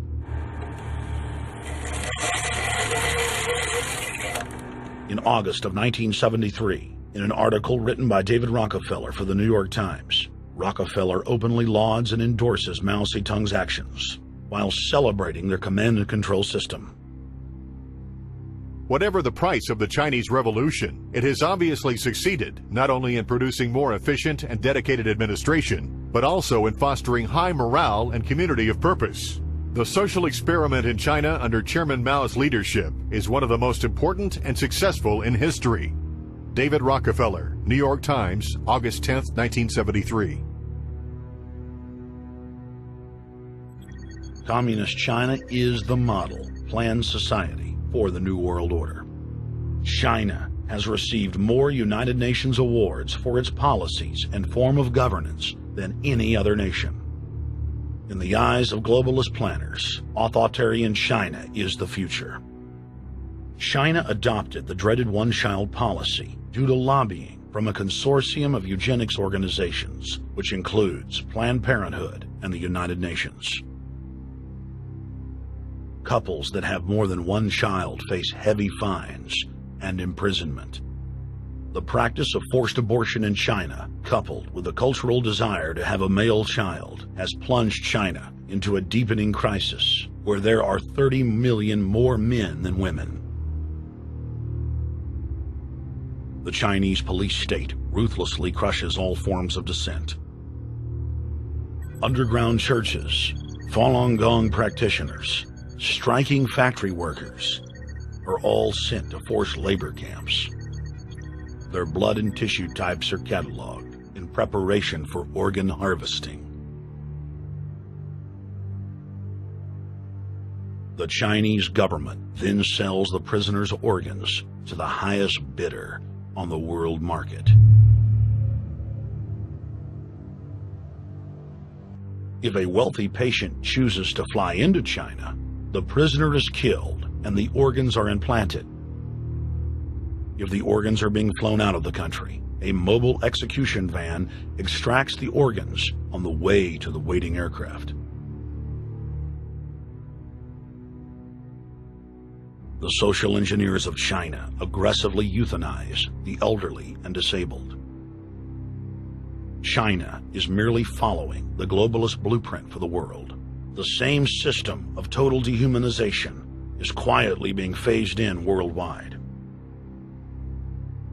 Depopulation should be the highest priority of foreign policy towards the Third World. Henry Kissinger, 1974.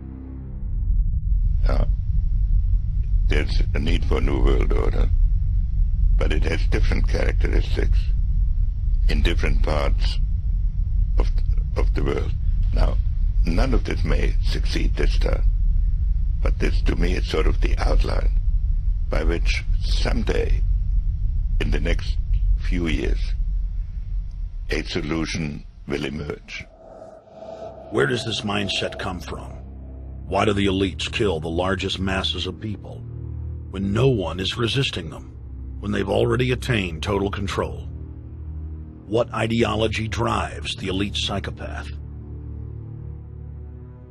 Since Plato's time 2,400 years ago, State planners have openly proclaimed their desire to control every detail of the commoner's life. From breeding programs to mass extermination of undesirables, the dark dream has continued on for millennia.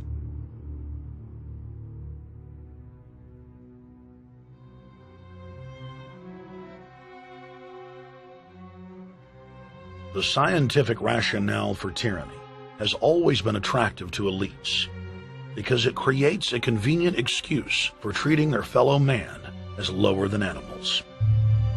Robert Thomas Malthus, famous for saying that a mass food collapse would be helpful because it would wipe out the poor.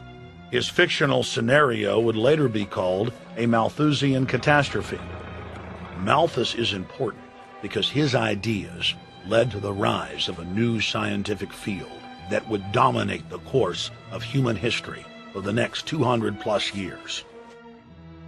Charles Darwin, an admirer of the Malthusian catastrophe model, developed the theory of evolution, its chief tenet being the survival of the fittest.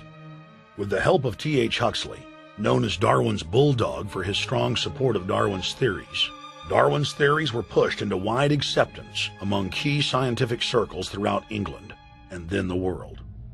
Darwin's cousin, Francis Galton, credited as the father of eugenics, saw an opportunity to advance mankind by taking the reins of Darwin's evolution theory and applied social principles to develop social Darwinism. The families, Darwin, Galton, Huxley, and Wedgwood, were so obsessed with their new social design theory that they pledged their families would only breed with each other. They falsely predicted that within only a few generations, they would produce supermen. The emerging pseudoscience was only codifying the practice of inbreeding, already popular within elites for millennia. The four families experiment was a disaster. Within only 2 generations of inbreeding, close to 90% of their offspring either died at birth or were seriously mentally or physically handicapped. The moneyed class of the planet, and particularly the royal families of the world, who were already obsessed with breeding and filled with a predatory disdain for the underclass, seized on the new science and began aggressively enforcing its aims worldwide.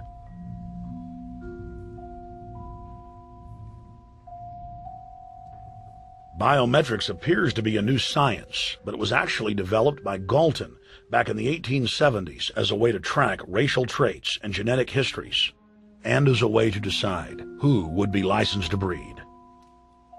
In 1904, the Cold Springs Harbor Research Facility was started in the United States by eugenicist Charles Davenport with the funding of prominent robber barons Carnegie, Rockefeller, and Harriman.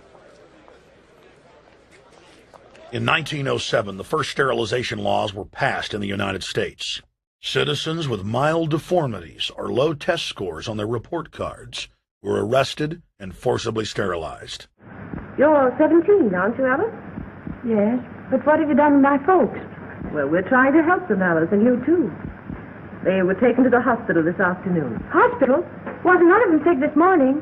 We thought it necessary to present your family's case to the State Medical Commission. And after an examination, they decided there was but one important action to take. To have your entire family sterilized. Well, what's that?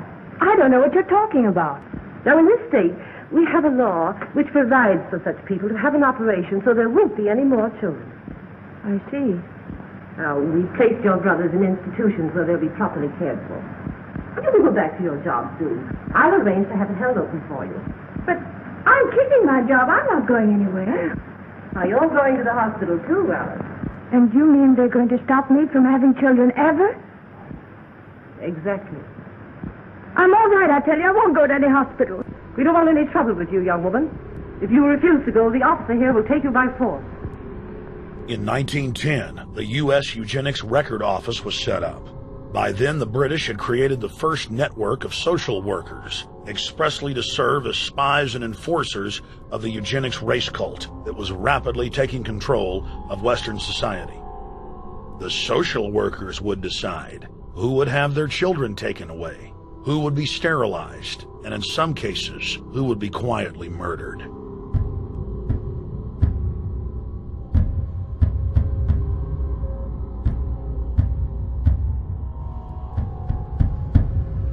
In 1911, the Rockefeller family exports eugenics to Germany by bankrolling the Kaiser Wilhelm Institute, which later would form a central pillar in the Third Reich. At the 1912 International Eugenics Conference in London, eugenics becomes an international craze and gains superstar status.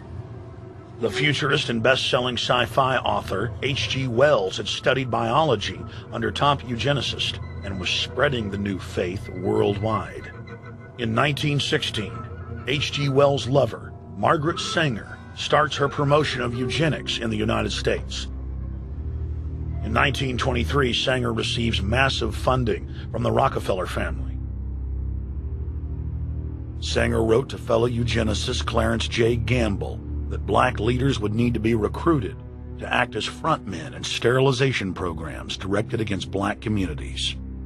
In 1924, Hitler pens Mein Kampf, or My Struggle, and credits U.S. eugenicists as his inspiration.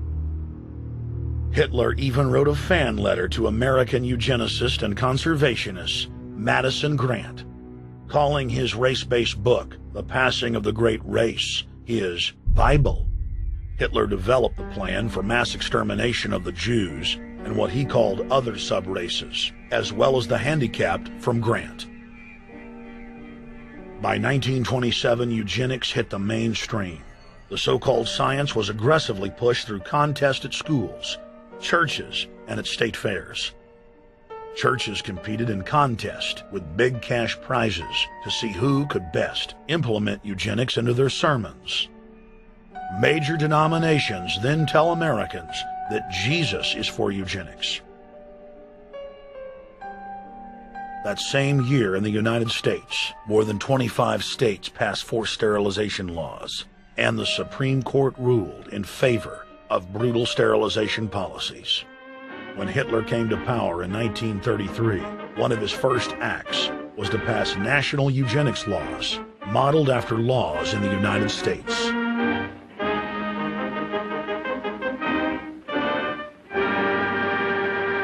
The 1934 film Tomorrow's Children brought the eugenics agenda to the silver screen in the United States. In the case of Miss Mason, I can see no reason for the operation that's been recommended. The girl is perfectly normal. She's hard-working and has a good reputation. Do you know anything about her family background? Oh, yes, Your Honor, I do. There are several other children, aren't there? Yes. What is their condition? One is a cripple. Two others might be classed as feeble-minded. Isn't the oldest son in jail? Oh, yes, I believe so. And knowing all that, you still contend that this girl should be allowed to bring more people like that into the world? She's sound, Your Honor. She's not anything like the rest. Surely she should be given a chance to work out her own salvation. I can't agree with you, Doctor. Suppose she is normal. The chances are that her children will inherit the family taint. Isn't that possible? But, Your Honor, I'm sorry, Doctor. 3 generations of unfit are enough. Petition not allowed. By 1936, Germany had become the world leader in eugenics for taking effective actions to sterilize and euthanize hundreds of thousands of victims. The big 3 of American eugenics, Davenport, Laughlin, and Goethe, were dispatched by the Rockefellers to Germany, where they advised the Nazis on the fine-tuning of their extermination system. With the strong support of the U.S. and England, Germany had gone over the edge, and tens of millions would pay with their lives.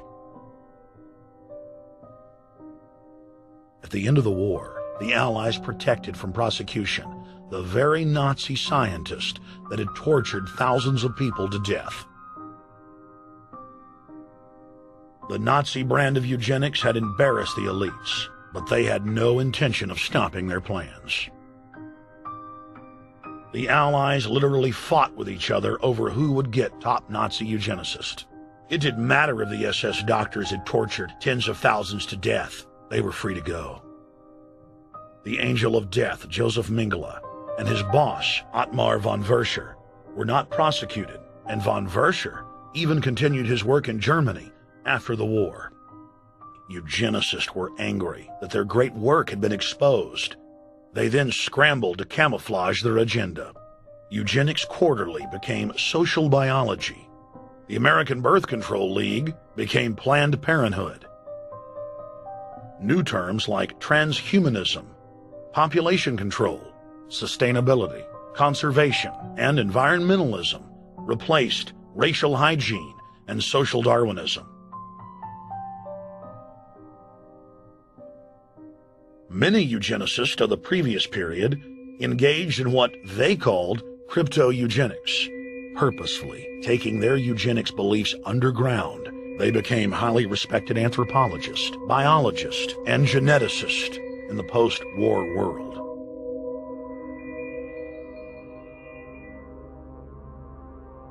The Allies then smuggled thousands of Nazi scientists out of Germany and placed them in key scientific positions, ranging from bioweapons to rocketry throughout the military-industrial complex.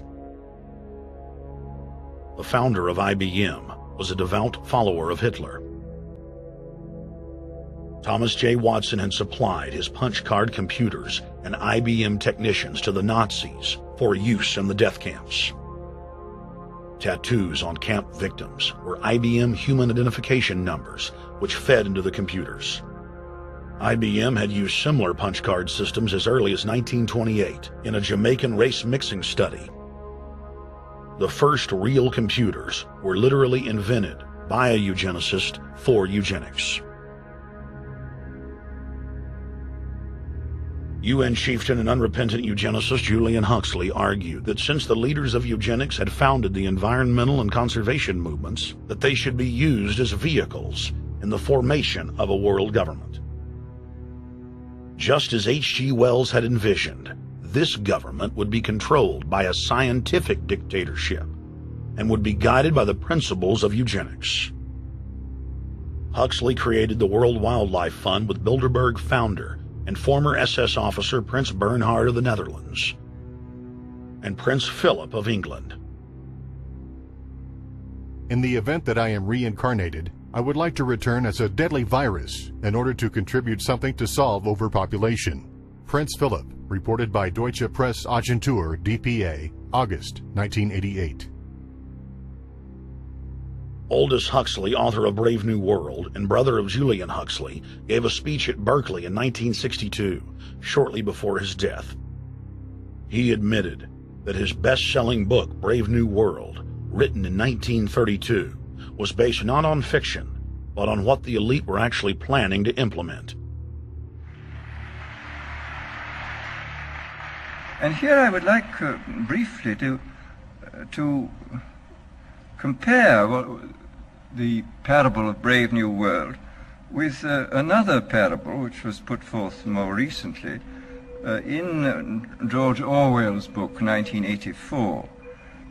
I'm inclined to think that the scientific dictatorships of the future, and I think there are going to be scientific dictatorships in many parts of the world, will be probably a good deal nearer to the Brave New World pattern than to the 1984 pattern. They will be a good deal nearer, not because of any humanitarian qualms in the scientific dictators, but simply because the Brave New World pattern is probably a good deal more efficient than the other. That if you can get people to consent to the state of affairs in which they are living, the state of servitude, the state of being, well, it seems to me that the nature of the ultimate revolution with which we are now faced is precisely this, that we are in process of developing a whole series of techniques which will enable the controlling oligarchy, who have always existed and presumably always will exist, to get people actually to love their servitude. People can be made to enjoy a state of affairs which, by any decent standard, they ought not to enjoy. And these methods, I think, are a real refinement on the older methods of terror, because they combine methods of terror with methods of acceptance. But then there are various other methods which one can think of. There is, for example, the pharmacological method. This was one of the things I talked about in Brave New World. And the result would be that I mean, you can imagine a euphoric which would make people thoroughly happy even in the most abominable circumstances. I mean, these things are possible.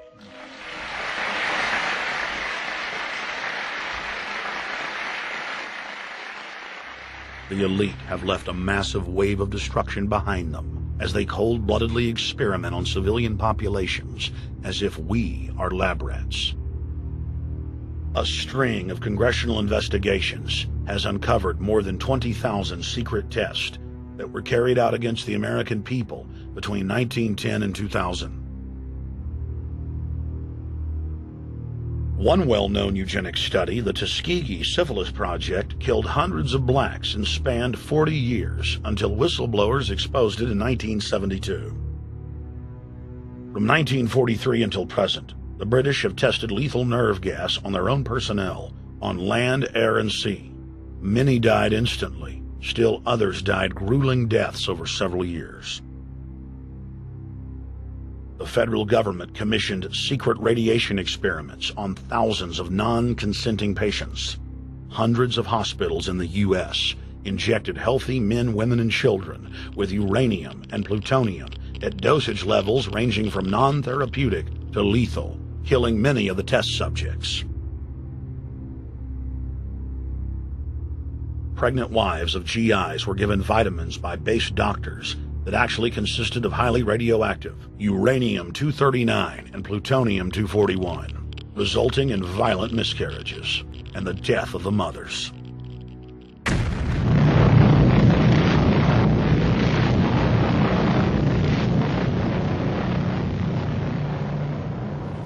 Soldiers, sailors, and Marines were used as guinea pigs in hundreds of atomic and hydrogen bomb tests. Patriotic Americans were radiated side by side with lab animals.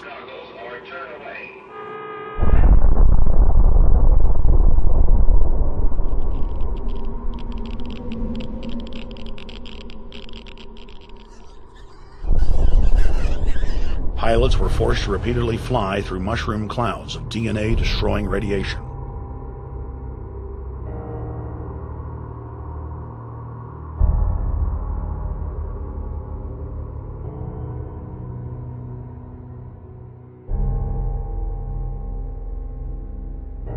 From 1951 to 1961, the U.S. Army paid Israel's health ministry 3 million lira to conduct radiation testing on Sephardic children that immigrated to Israel.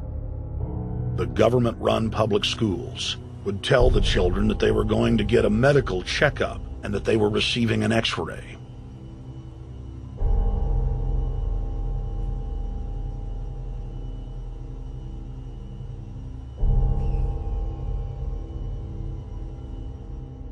The Pentagon had already radiated more than 4,000 institutionalized children in the United States, many of which had died. More than 110,000 of the darker-skinned Jews were given 35,000 times the maximum dose of X-rays to the head repeatedly. Many of the children died within months. All of them lost their hair. Some still live today and endure excruciating health problems. The covert testing of chemical, biological, and radiological agents on unsuspecting populations continues worldwide today.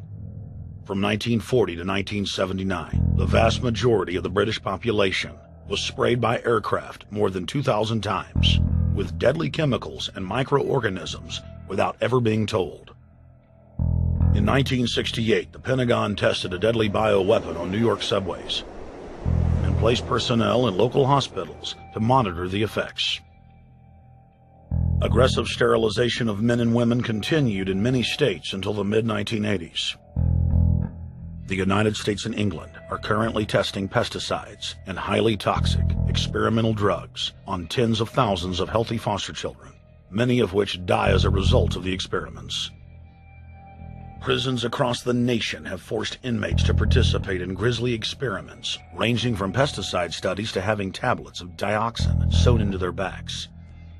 Gradually, by selective breeding, the congenital differences between rulers and ruled will increase until they become almost different species, A revolt of the plebs would become as unthinkable as an organized insurrection of sheep against the practice of eating mutton. Bertrand Russell.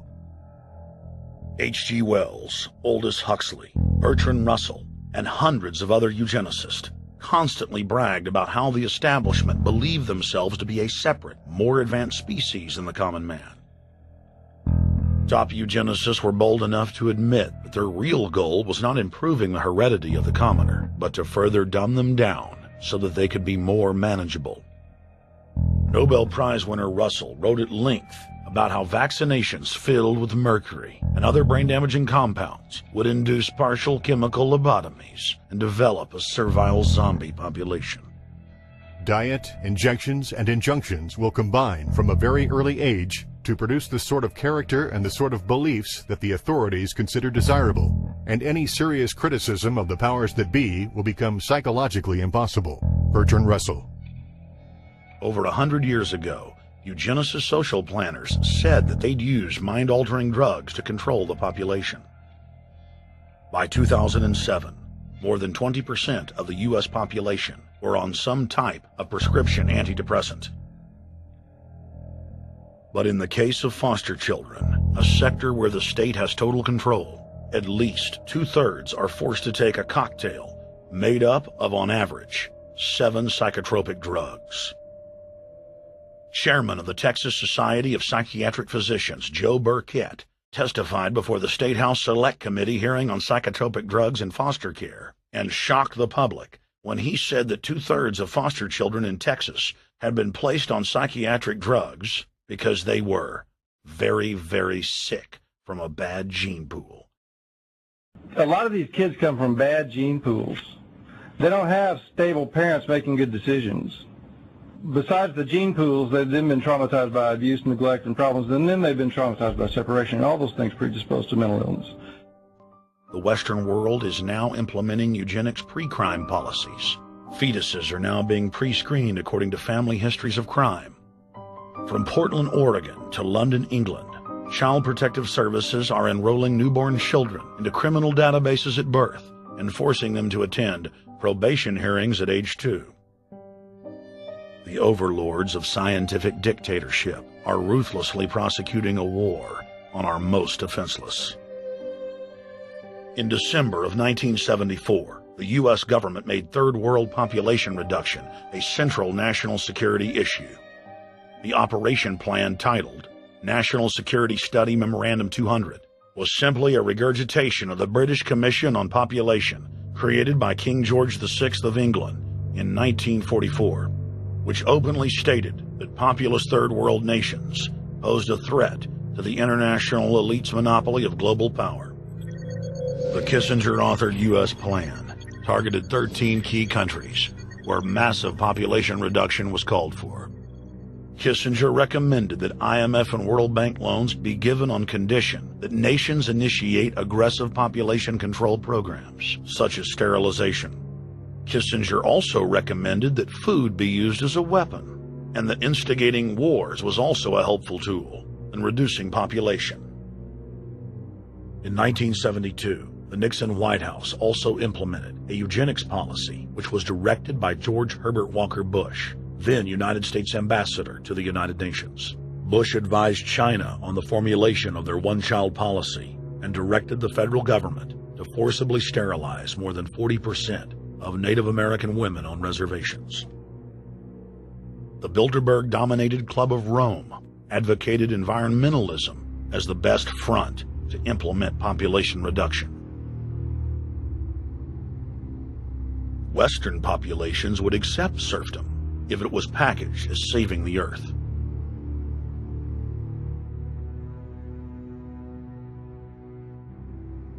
Industrialization of Africa, Asia, and Latin America could be blocked. Citizens would more willingly give up their national sovereignty if it were sold as a way to help the planet. The think tank also concocted the peak oil fraud as a way to create artificial scarcity.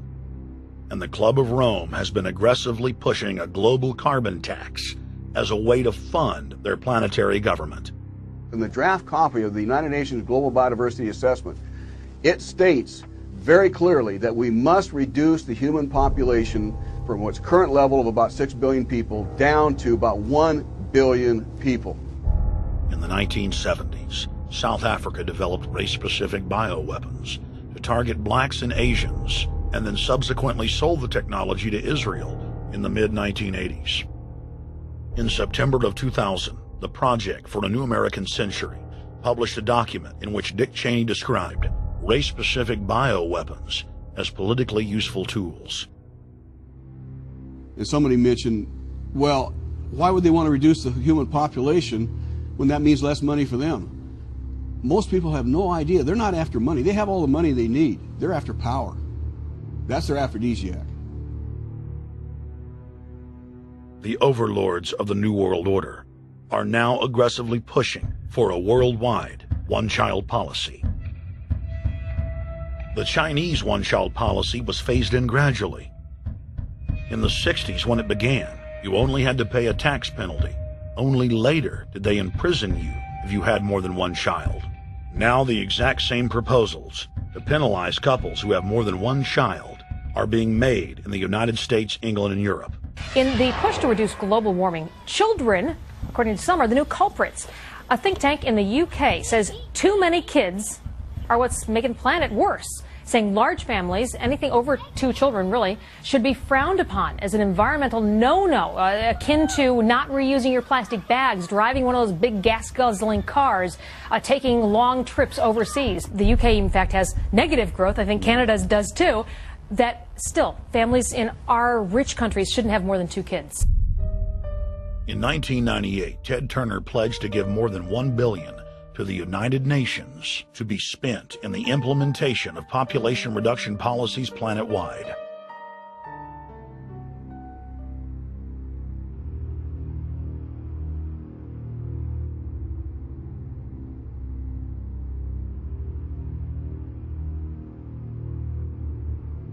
In 1999, the Bill and Melinda Gates Foundation gave $2.2 billion to Planned Parenthood, the United Nations Population Fund, and other population reduction groups.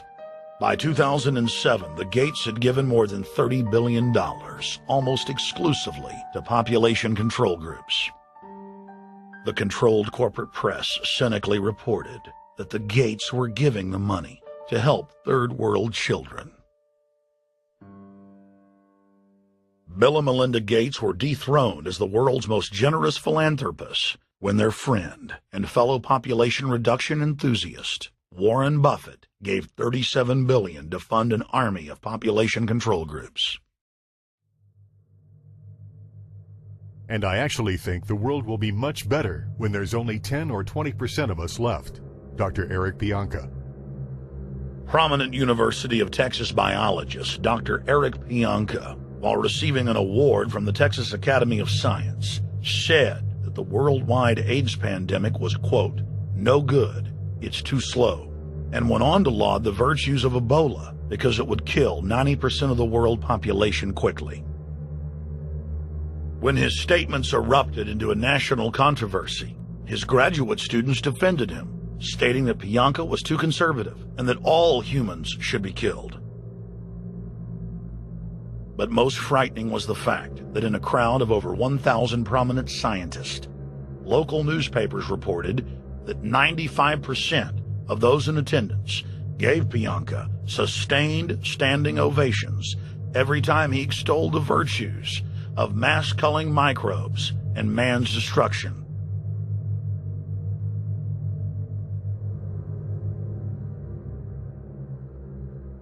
China was able to turn the corner and become the leading world superpower because they have a police state and they are able to force people to stop reproducing. Dr. Eric R. Pianka.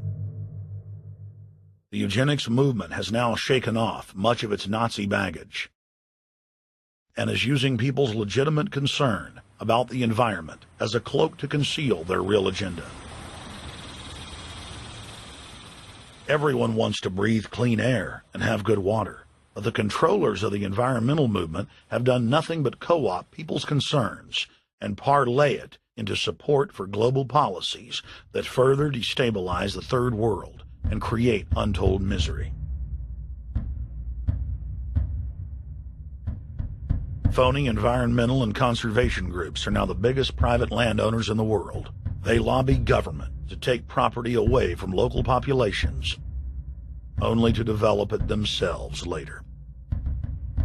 When the U.S. military dumps millions of gallons of nerve gas on the east coast of the U.S., they don't say a word. Thousands of companies are creating transgenetic cross-species hybrids, splicing plants, animals, and insects, and releasing the new organisms into the global biosphere, vandalizing the very genetic code of the planet. And large environmental organizations do nothing. The corporate elite of the planet intensified their push for a global taxation system with a year-long build-up to the Live Earth hysteria held on July 7th, 2007 on 7 continents. World leaders announced that saving the Earth was the new organizing principle for humanity and hailed it as the planet's new religion.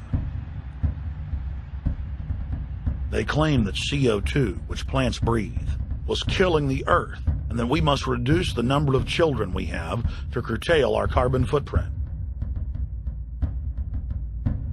Countries across the world marked the day by passing new carbon tax schemes and raising taxes on gasoline, natural gas, and electricity. It is a scientific fact that the sun is the main driver of planetary climate, and the measurements are clear. The sun is becoming hotter, brighter. It has been slowly increasing thermal output in the last 100 years, causing warming not just on Earth, but throughout the solar system. But the scientific facts and even the order of the planets didn't matter to one of the chief organizers of Live Earth, David Mayer de Rothschild, heir to the British arm of the Rothschild fortune, when we spoke to him. When I called Rothschild on the order of the planets, he just laughed, thinking the audience wouldn't get it. He continued to count on the population's ignorance and claimed that the global warming lobby has nothing to do with carbon taxes. I guess he hadn't spoken with his good personal friend, Al Gore. Global warming, the time for debate is over. I think what you have to realize is that being environmentally sensitive and making money aren't mutually exclusive. There's a lot of money to be made in addressing this issue. But you guys are gobbling up all the world's concern to just simply line your pockets and make kids read your book in schools and do all this. It's a business, just like you said, Rothschild. It's not. Do you think I make any money out of this? It's the same thing. It's the same thing your your money-changing ancestors did. They're in Germany, Red Shield, and I'm calling you out, Red Shield. We know it's a scam. A pollution-based tax system, principally CO2. We're causing it mainly, vast majority of it. The consequences are bad and will be catastrophic unless we act.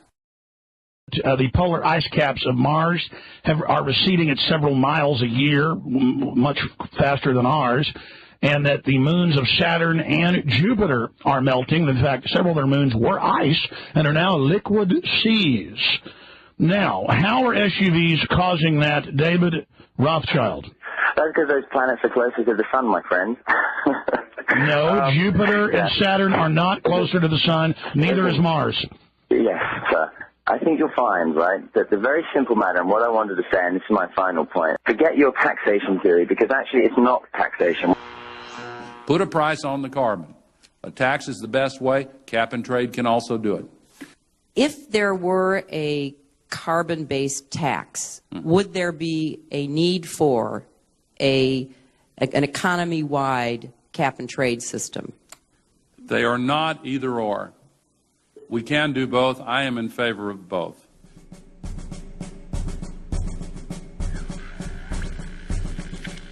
The architects of the New World Order are in a race to complete the structure of world government so they can suppress the independent development of technologies that threaten their monopoly of power, while at the same time steering new developments in the direction the architects chart for humanity. The technocrats call their governing system the final revolution, because in the past, empires were enforced militarily. Now enforcement is primarily psychological and economic, and society itself is a construct of the elite who operate outside the controlled paradigm and control the civilization within, just as a child maintains the environment of a fish tank. We are like lab rats, living out our entire existence, never questioning the confines of the cage or the scientists who experiment on us. New World Order engineers have hijacked human destiny. Its controllers have closely studied human behavior for more than 100 years and are now steering us with expert control, using our primitive drives and desires as levers. They have developed their mind control systems to the point of being able to control the average unconscious person like a car.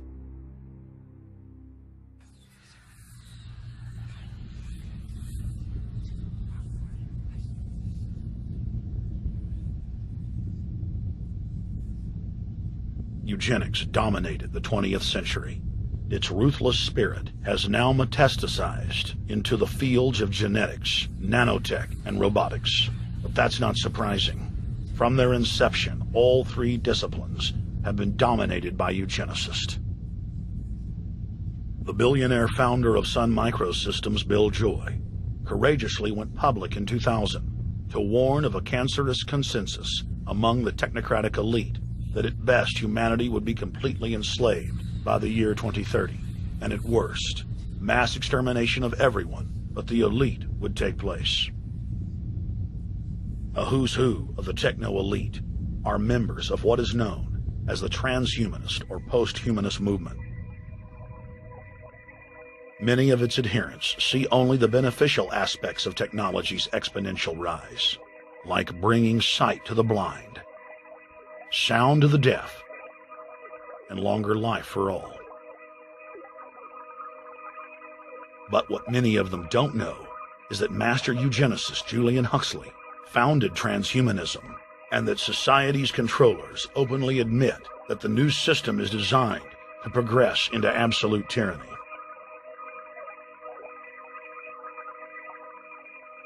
Leading transhumanist Ray Kurzweil boasts that technological advancements will allow those that can afford it to live forever, but admits that most won't be able to keep up with the new master race. The drive for world government is now all about who will control and have access to radical life extension systems. Biological evolution is too slow for the human species. Over the next few decades, it's going to be left in the dust. Transhumanists believe that they will attain the fountain of youth by merging with technology. Now, it may be within their reach. Decades ago, transhumanists said that if you did not accept augmentation or enhancements, you would no longer be able to get jobs. And now it's happening today. The elite who occupy the commanding heights of digital reality are suicidal nihilists. Suicidal nihilists know that there is no longer any substantive purpose to their willing, but they would always prefer to go on willing than not to act at all. They can very happily ally themselves with the notion of nuclear holocaust or perfect exterminism.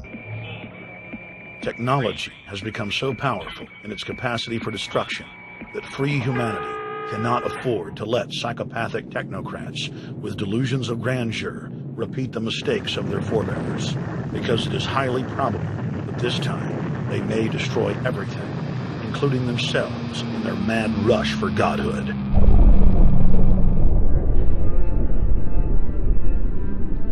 In this film, we have chronicled the Overlord's bloody orgy of experimentation, which already claimed the lives of more than 150 million people in the 20th century. And now, they are promising to deliver an invincible tyranny that will dwarf their past exploits.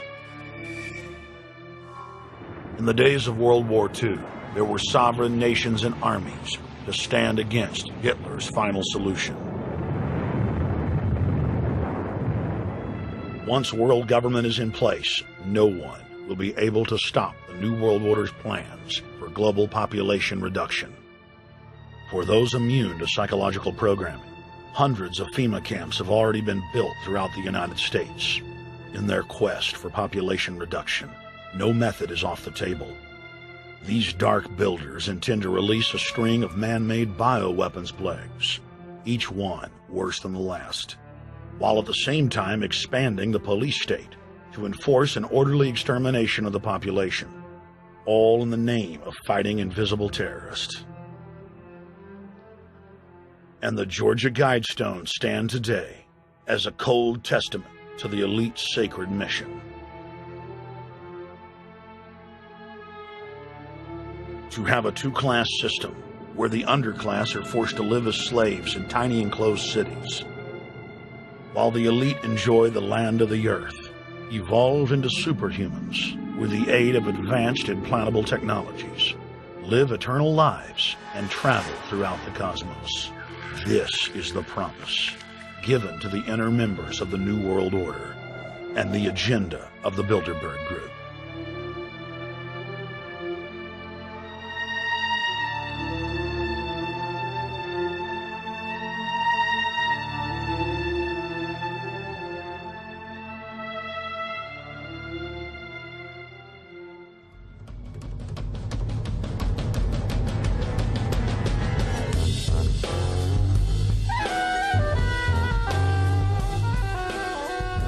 In 2007, Jim Tucker continued his 30-year quest to expose the globalist by traveling to Istanbul, Turkey, the site of Bilderberg, 2007.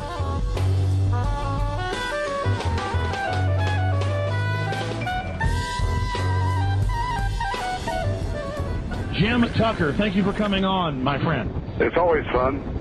Jim, tell us what you saw today when you were out at the Ritz Hotel.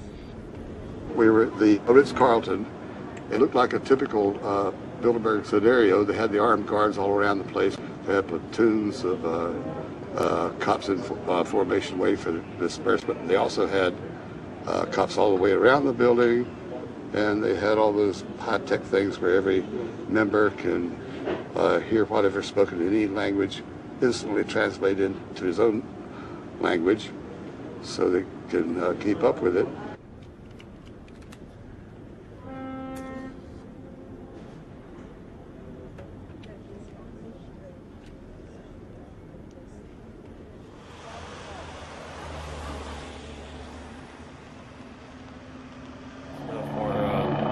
Like that, I'm doing the same thing for American Free Press.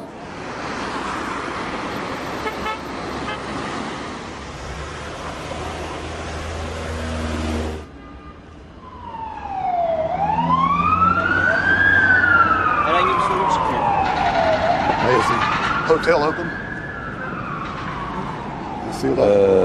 Çünkü İngilizce bilen var mı? Ben bilmediğim için. Let's just ask him directly.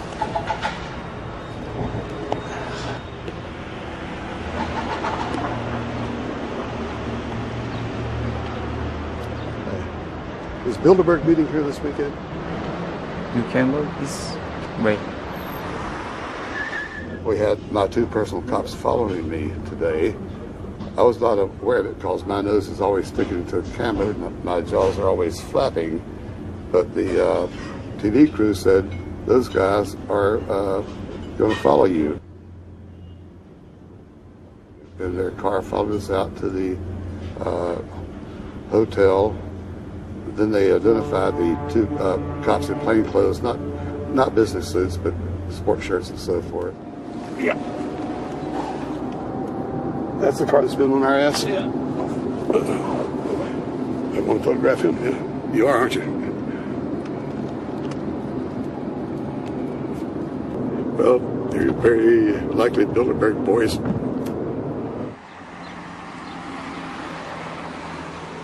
John Elkin, owner of Fiat and a fellow Bilderberger, thought that they could take a stroll off the grounds without being noticed by the commoners. I was thinking about that.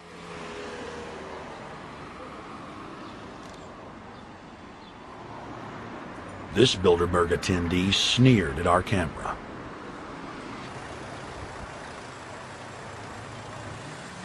This carload of kingpins gave the media a murderous look and seemed shocked that they would dare point a camera in their direction.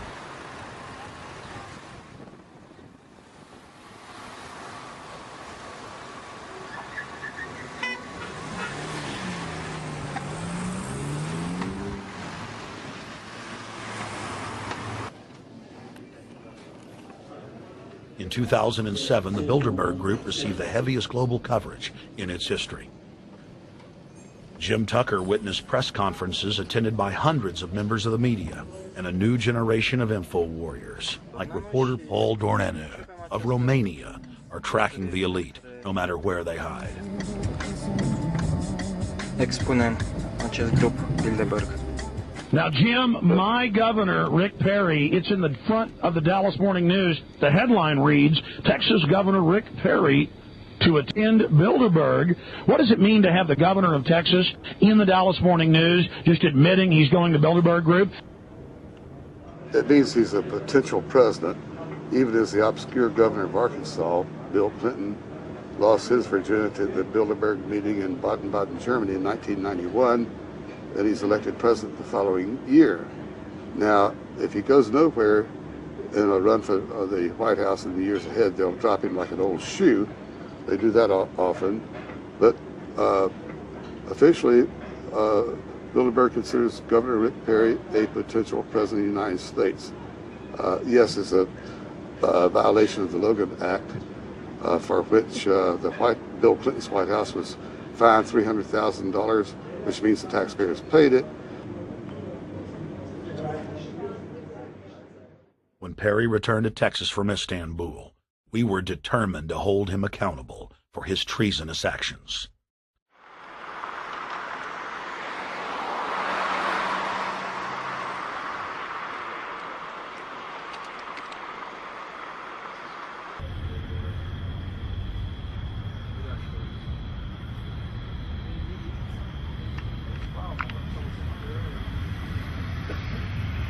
We don't want our roads, our water, our power plants, our entire infrastructure turned over to the New World Order.